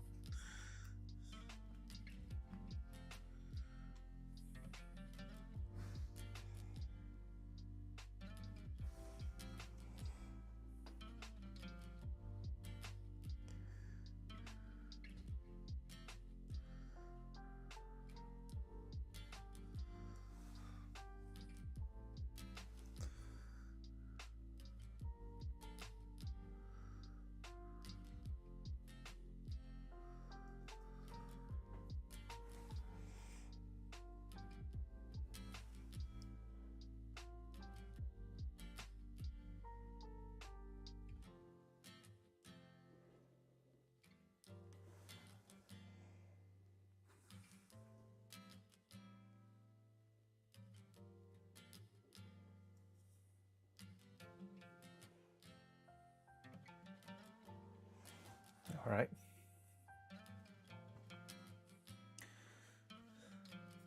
Do I have just enough red to get this guy on here?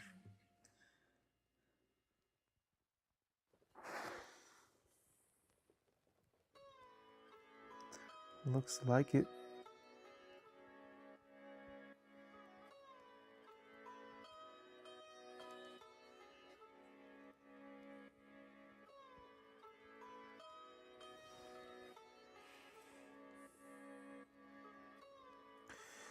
Okay, so with this, I'm gonna go ahead and do some pure whites now on the wings, just as one last highlighting action, and that should be it for, at least that's the best I can do wings right now. Maybe we give it a little bit of Nolan oil too, if we can. Maybe that can add a bit more to it. Okay, that's my 3/0. So I have over here, find it. I use a Vallejo's white over here. This is a very standard, pretty easy flowing, pure white. And it works for what I'm gonna look to do with this.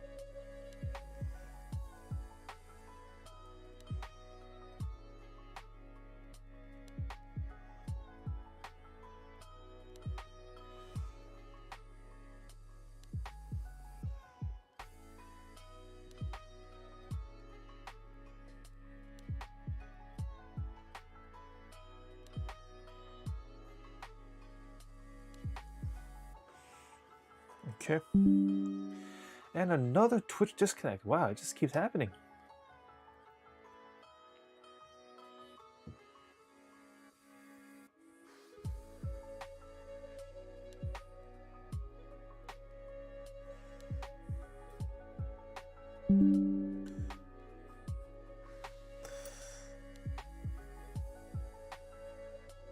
Oh, so we need red on the eyes.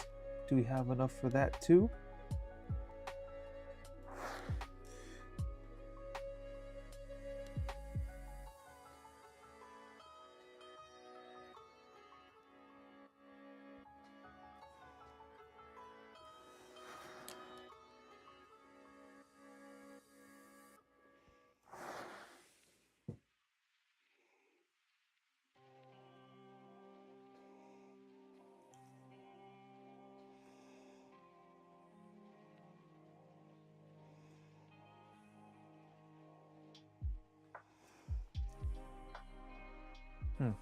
I kind of got over a spot, didn't want it to. I'm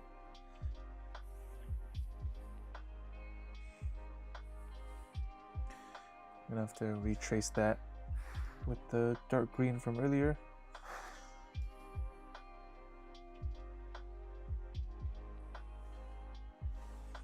Oh well.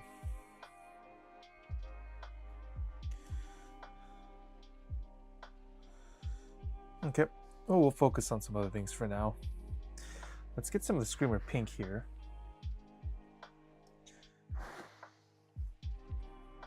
Put it over the Watcher in the middle here.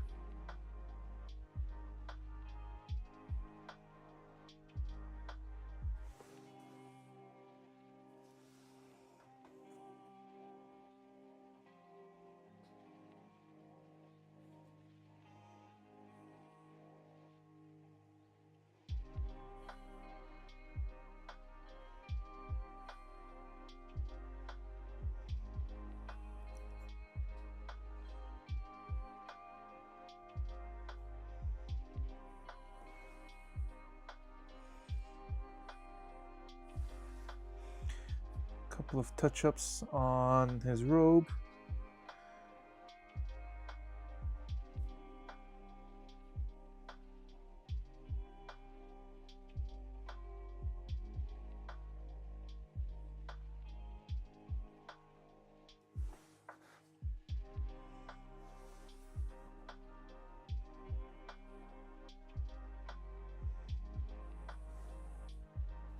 All right. What I want to do here is that we can try to work on the lion on his forehead. And let's see if we can get something going for that. So, yeah, we'll start with some AK's Dirty Yellow. Just to wait that started off, and then we can work our way up to lighter colors, maybe to a little bit of Wraithbone as well, even.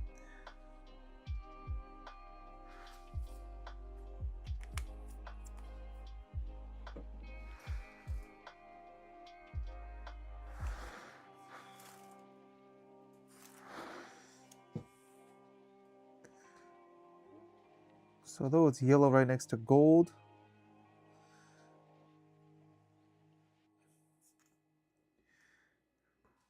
let's see if we can take this and really try to work our way up to lighter colors here after multiple layers.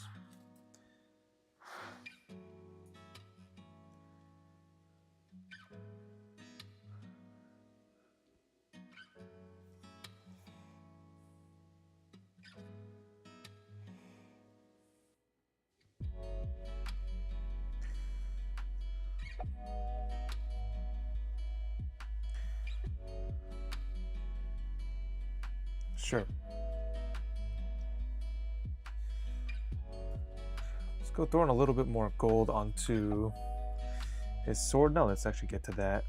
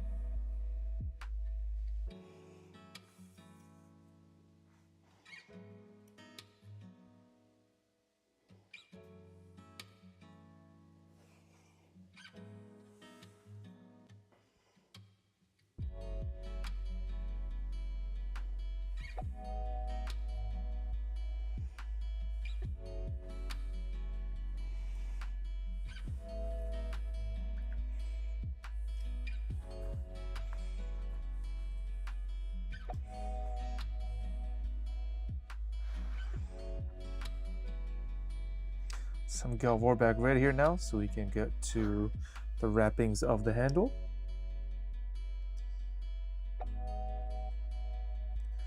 Just something nice and dark and easy to paint over.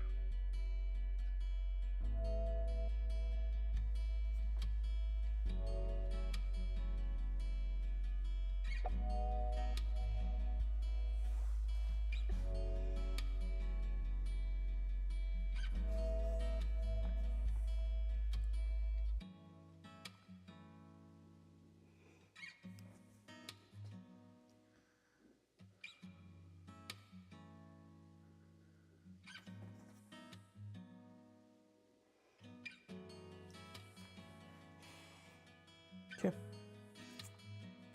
So here we go. We're gonna have to try to be a little bit brave here. Let's see if we can end the day, because we only got so many more minutes left. I do need to step out in about 20 or so minutes. But let's see what kind of progress you can make on his sword. I think that'll be the main one for today. And as well as we've got a little metal piece around his collarbone as well. So we're gonna get started with some AK's silver. I gotta make sure I put this back on. So, AK Silver is what I use for most of my swords for a nice metallic sheen. I personally don't really like doing. Oh yeah, thanks, Akadenia. Yeah. We're moving things along, and I think we're gonna we only have about another 20 so minutes left to stream, unfortunately, for what we have today. But we're gonna work on his sword, so we're gonna see what we can do with that. So we got I got some paint on my fingers first off, but. It's going to be some of AK Silver, and then this is where we're going to be using some contrast paints, and then we're going to paint over that again to hopefully make an effect. Now, this is the first time I've done flaming swords just to show. I've done more lightning swords, if anything, with some of my inner circle companions. So to kind of differentiate that he's the leader, of course. Yeah, so we got some lightning effects on some inner circle companions with some of the crisscrossing effects. Oh, it's yeah, it was Arctic blue on top of, and then with white on top of it. So, well, yeah, I actually never got onto using Leadbelcher. I just liked AK Silver just because they had a line of metallic paints I just wanted to try. So, I actually don't own Leadbelcher right now from Citadel. Maybe I should consider the two. But yeah, thank you on the lightning sword. Yeah, that's just something that we tried and we kind of perfected over a while. But now we're gonna try to do a flaming effect if we can. So. We're just going to start with an easy coat of silver on top. Yeah, I just like it because it is a little bit brighter and you don't have to put that much to it. And then the way we get these effects, that we have to use a bit of contrast paints to be able to keep the metallic sheen, but then still have the color right on top of it. So that's the effect that we're looking for. And then we got to progress our way to a great big flaming sword. Or just a really hot, almost like a 1,000-degree knife almost. But we'll see. We'll see what can be done here.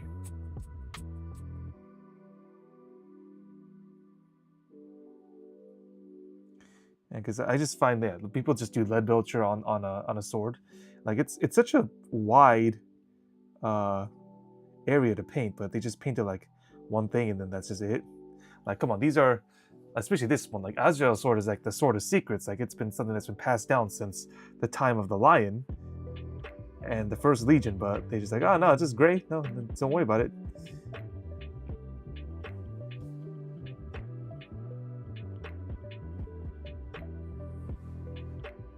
Let's get this.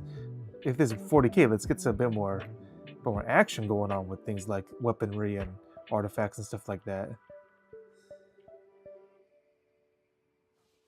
Yeah. Of course, I mean Azrael is of course to be respected. He's I think without hands down he's like the best supporting leader out there for the Space Marines. And you can argue that like Marneus Calgar can do quite a bit, but I think yeah, just on his own. Oh, not his own, but attached to something. Yeah, Azrael just gets so much done for your army for a fairly cheap cost points wise in the game. Yeah, we'll see. Yeah, we'll see what we can do. So you give this a second to dry up, and then we can focus on silvering up some other things. Yeah, there's some other parts we need to get silver, and then we're gonna come back to the blade. We do need to absolutely make sure that that area is dry before we apply any contrast. So we got this one little skull on his pistol here, which can be painted silver. Oh, and then the gun can be painted silver as well. Lower body. Oh, that's right. I can get away. I forgot this is meant to be a plasma weapon underneath it. We can get away with some plasma effects as well, like what I did with the Hellblasters.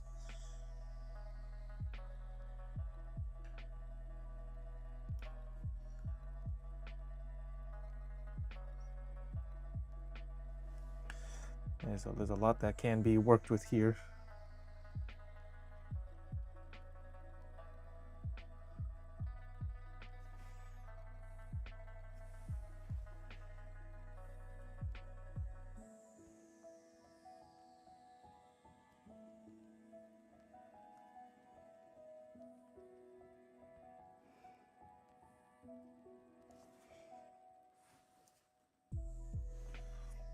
Even paint face, yeah. I don't want to paint faces, man. Yeah, I kind of tend, but I will have to paint the lion's face. Yeah, there's no, I don't think there's a, because of how handsome the lion is, he can't do him dirty without his luscious beard and golden hair. So I will have to paint the lion's face, but for the most part, I do not want to paint faces.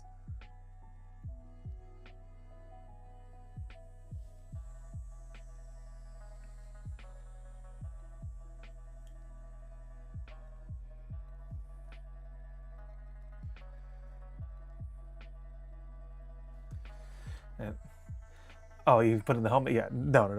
I couldn't. Not after, obviously, after I saw the way Lion was painted off other people. I'm like, wow, gotta make sure he can see all of his glorious blonde hair and his great big beard.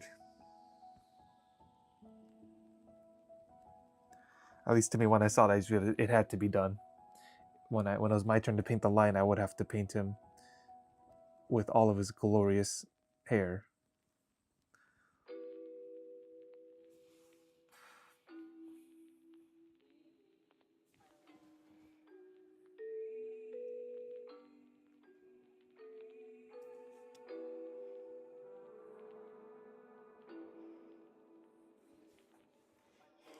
Okay. Here we go. So what needs to happen here, I think it's almost like a lightsaber effect, if anything, is what I have in mind, is that we go white in the middle, like a straight line, and then we work our way outwards to, yeah, so it's inverse, because normally when you heat up metal, right, it goes from like dark red to cherry red to like orange, yellow, and then white. So white's going to be straight down the middle. We do need to make a little bit of orange. I made it one time for some of my Tau models, but I don't have an orange off me immediately, so we do have to mix a bit to make it happen. But let's do it nonetheless here. All right. So to get started, I think we can get a good thing going here if with my contrast here. So I have Imperial Fist Yellow as a contrast paint. We can get started with that. Yeah, we will have to do a little bit of mixing in order to get a bit of orange, but we do have red and yellows to work with, so that's not the problem here. But we can keep the metallic sheen and keep everything bright with this Imperial Fist Yellow contrast paint. So we don't need that much. We just want a thin layer so that we can still see the silver behind it.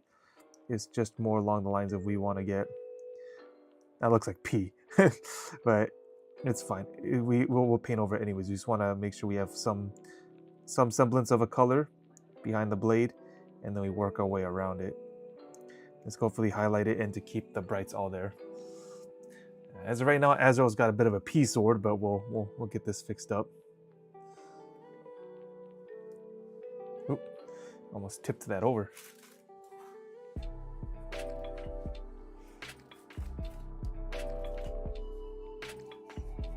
I don't want to go the mistake of tipping over my paint pots. That's always one as well. I'm always afraid of. Like with Citadel paint pots, you just tip one over and your day is ruined.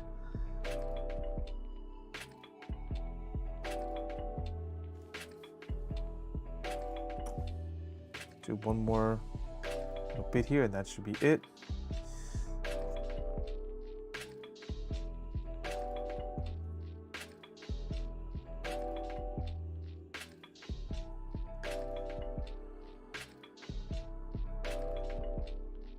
Okay, cool. All right, so it's got this bright yellow to it. We gotta wait for that contrast paint to dry before we move on to anything else.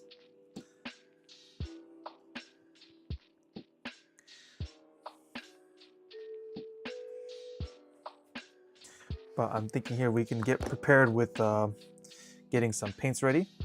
So we're gonna need some Mephiston red. That's like the bright red that we're gonna have. We need a little bit of a darker and subdued red towards the edges. That's gonna be corn red. I have that, we're busting all my Citadels here. So corn red, that's gonna be on like the outermost part. The Mephiston red is kind of like that cherry red in between.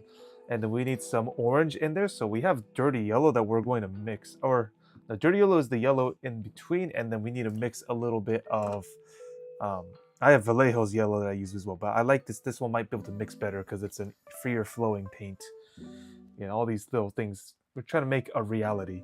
And then of course, directly in the middle, we will have just standard Vallejo's white to be able to top that off as the hot center here. Okay, so it's almost like a little bit of a gradient effect that I've done with some models before. So let's get to it. I'm quite excited to end the stream trying to do this. So let's see if we can get this to work. And then we'll have to come back with another session to see what we're gonna do next. I think I want a 0. I don't want ones, I want a 0. A 0 paintbrush. So let's get some corn red. I always make sure to shake up our paint pots to make sure we don't get anything runny.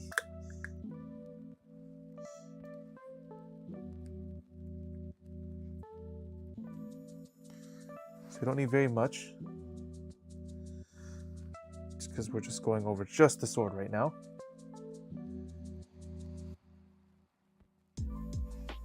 Okay.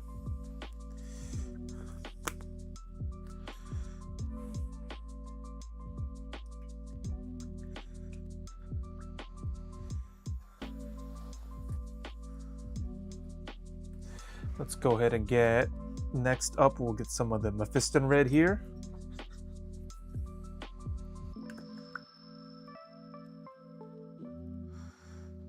So we need some where we normally will put it, and then we need some so that we can make some orange out of it. Keep that there. Keep some on the side here. Okay. And then we will need to then go to our palette here and get some of this Vallejo's yellow. So I like it personally because it's good to, it's a good bit runnier, easy flowing paint. One touch of yellow.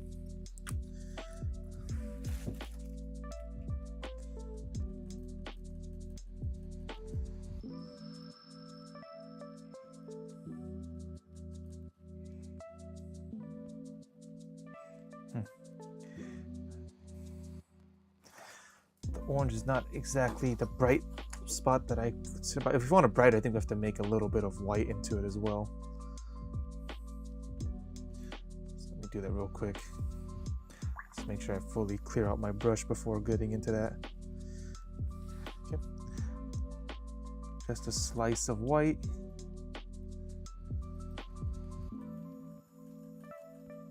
Ooh, that's more salmon colored than anything. Let's see, maybe just another touch of Mephiston red will be able to get this to show. Sorry, this is kind of happening all off camera, I just realized. So we got, that's my wet palette currently. You got this little almost like salmon color over here that we need to get matched up with the orange that I'm looking for. Unfortunately, I don't have an orange on me right now to make this work. I'm gonna slice up a little bit more Mephiston red.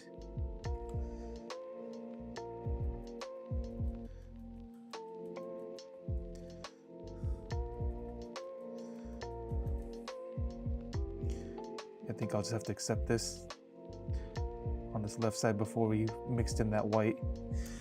I think this should be okay with the contrast paint underneath it. You know, just a touch a bit more yellow. I believe we can make this work. Get that air bubble out of there.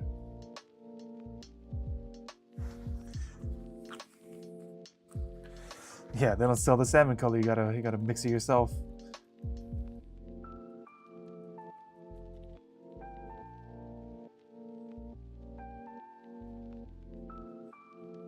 Okay. Yeah, I'll just have to accept this as the orange that we're gonna use for this. That's fine though, because it's gonna be more of a gradient. It's not that big of a deal that like, hey, that's not orange. Like it's just gonna kind of mesh together. Shouldn't be a problem. We still have white there. And then we have a little bit of dirty yellow that we used earlier. So I think we're all good here. Okay, so let's get started. All right, so with some of this corn red I have on this side. So we're gonna work that on the edge here, first and foremost, to set that up.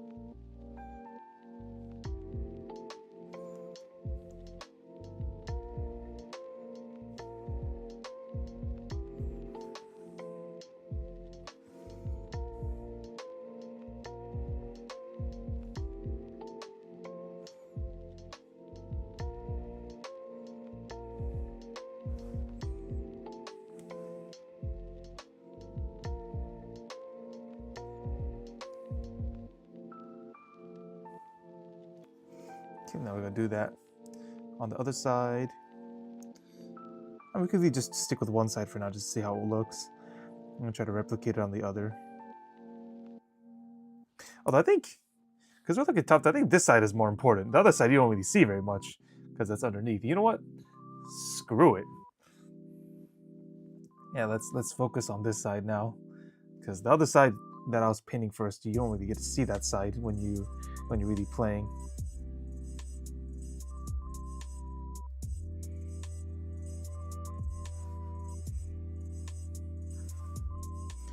So these are, you can kind of go over and kind of encroach into the next area as the gradient goes, because you just paint it over with the next color in line.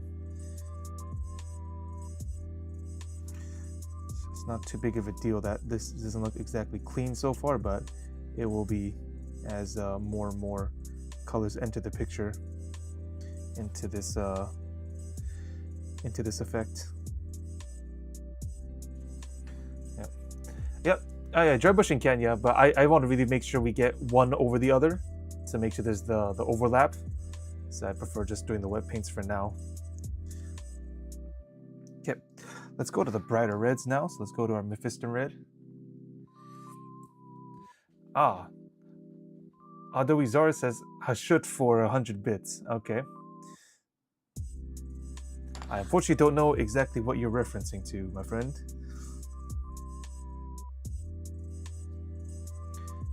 Yeah, this is not old world. No, this we're doing Warhammer 40k. So yeah, almost there, but different well, I guess technically same franchise, but different game.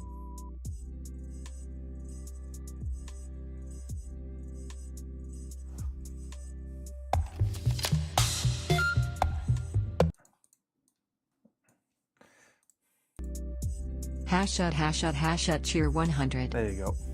That's what the text to speech says, I guess.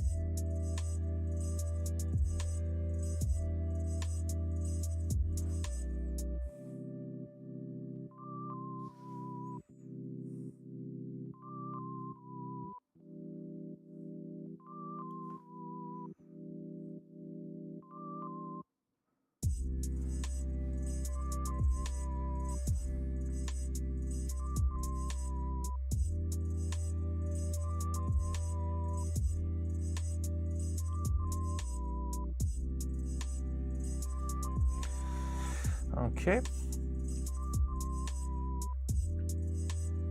It's starting to come up together a little bit. We'll see if we can keep this going. So now we go to our orange here, our more salmon color that we created earlier.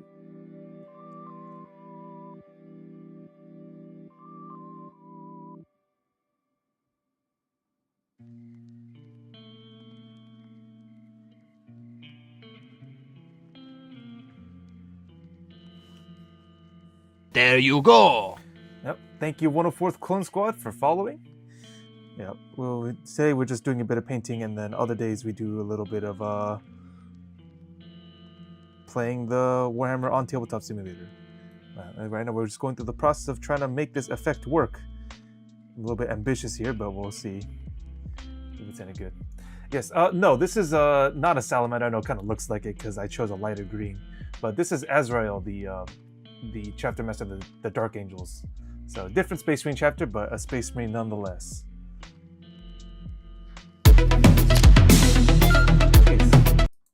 Why is it that the follow notification is so dang loud? I really need to change that. Well, is it my Streamlabs that does that? What exactly is making that so dang loud?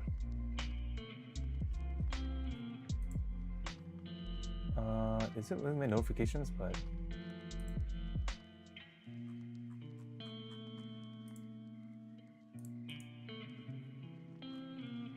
oh well, we'll have to get that figured out next time.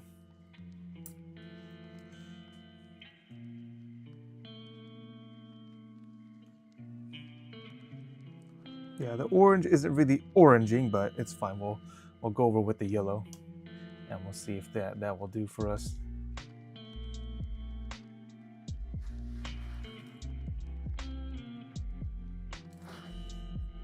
So next part was going to be the yellow.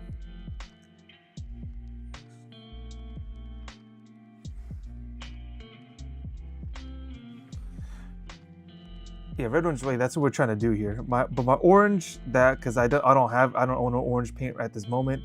The orange is not oranging very much, so sadly we'll just have to try with this.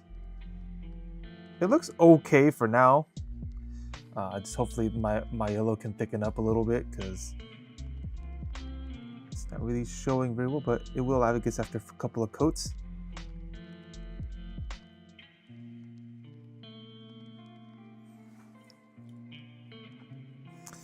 Yeah, and then we'll go straight down the middle with some white.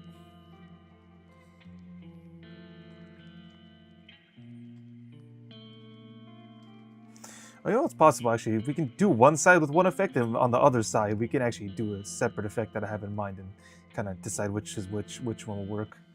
But in either case, though, let's go with some of this white. Let's go straight down the middle.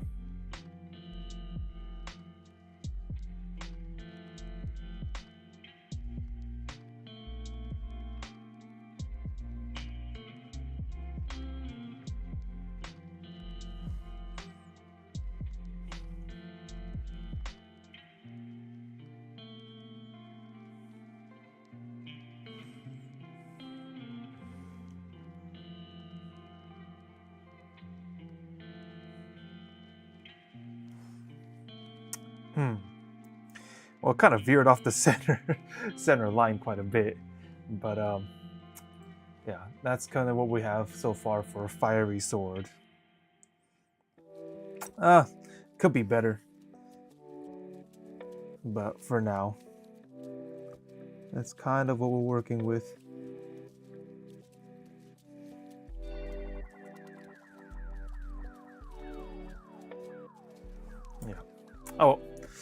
Okay, well, in either case though, I think that is the effect we can have so far. I can try another one on the other side, and then we can really decide which one we'll do. But so far, we made some pretty good progress. We've been at this for about... We do stream on Tuesdays, Thursdays, and Saturdays. This is a Saturday stream.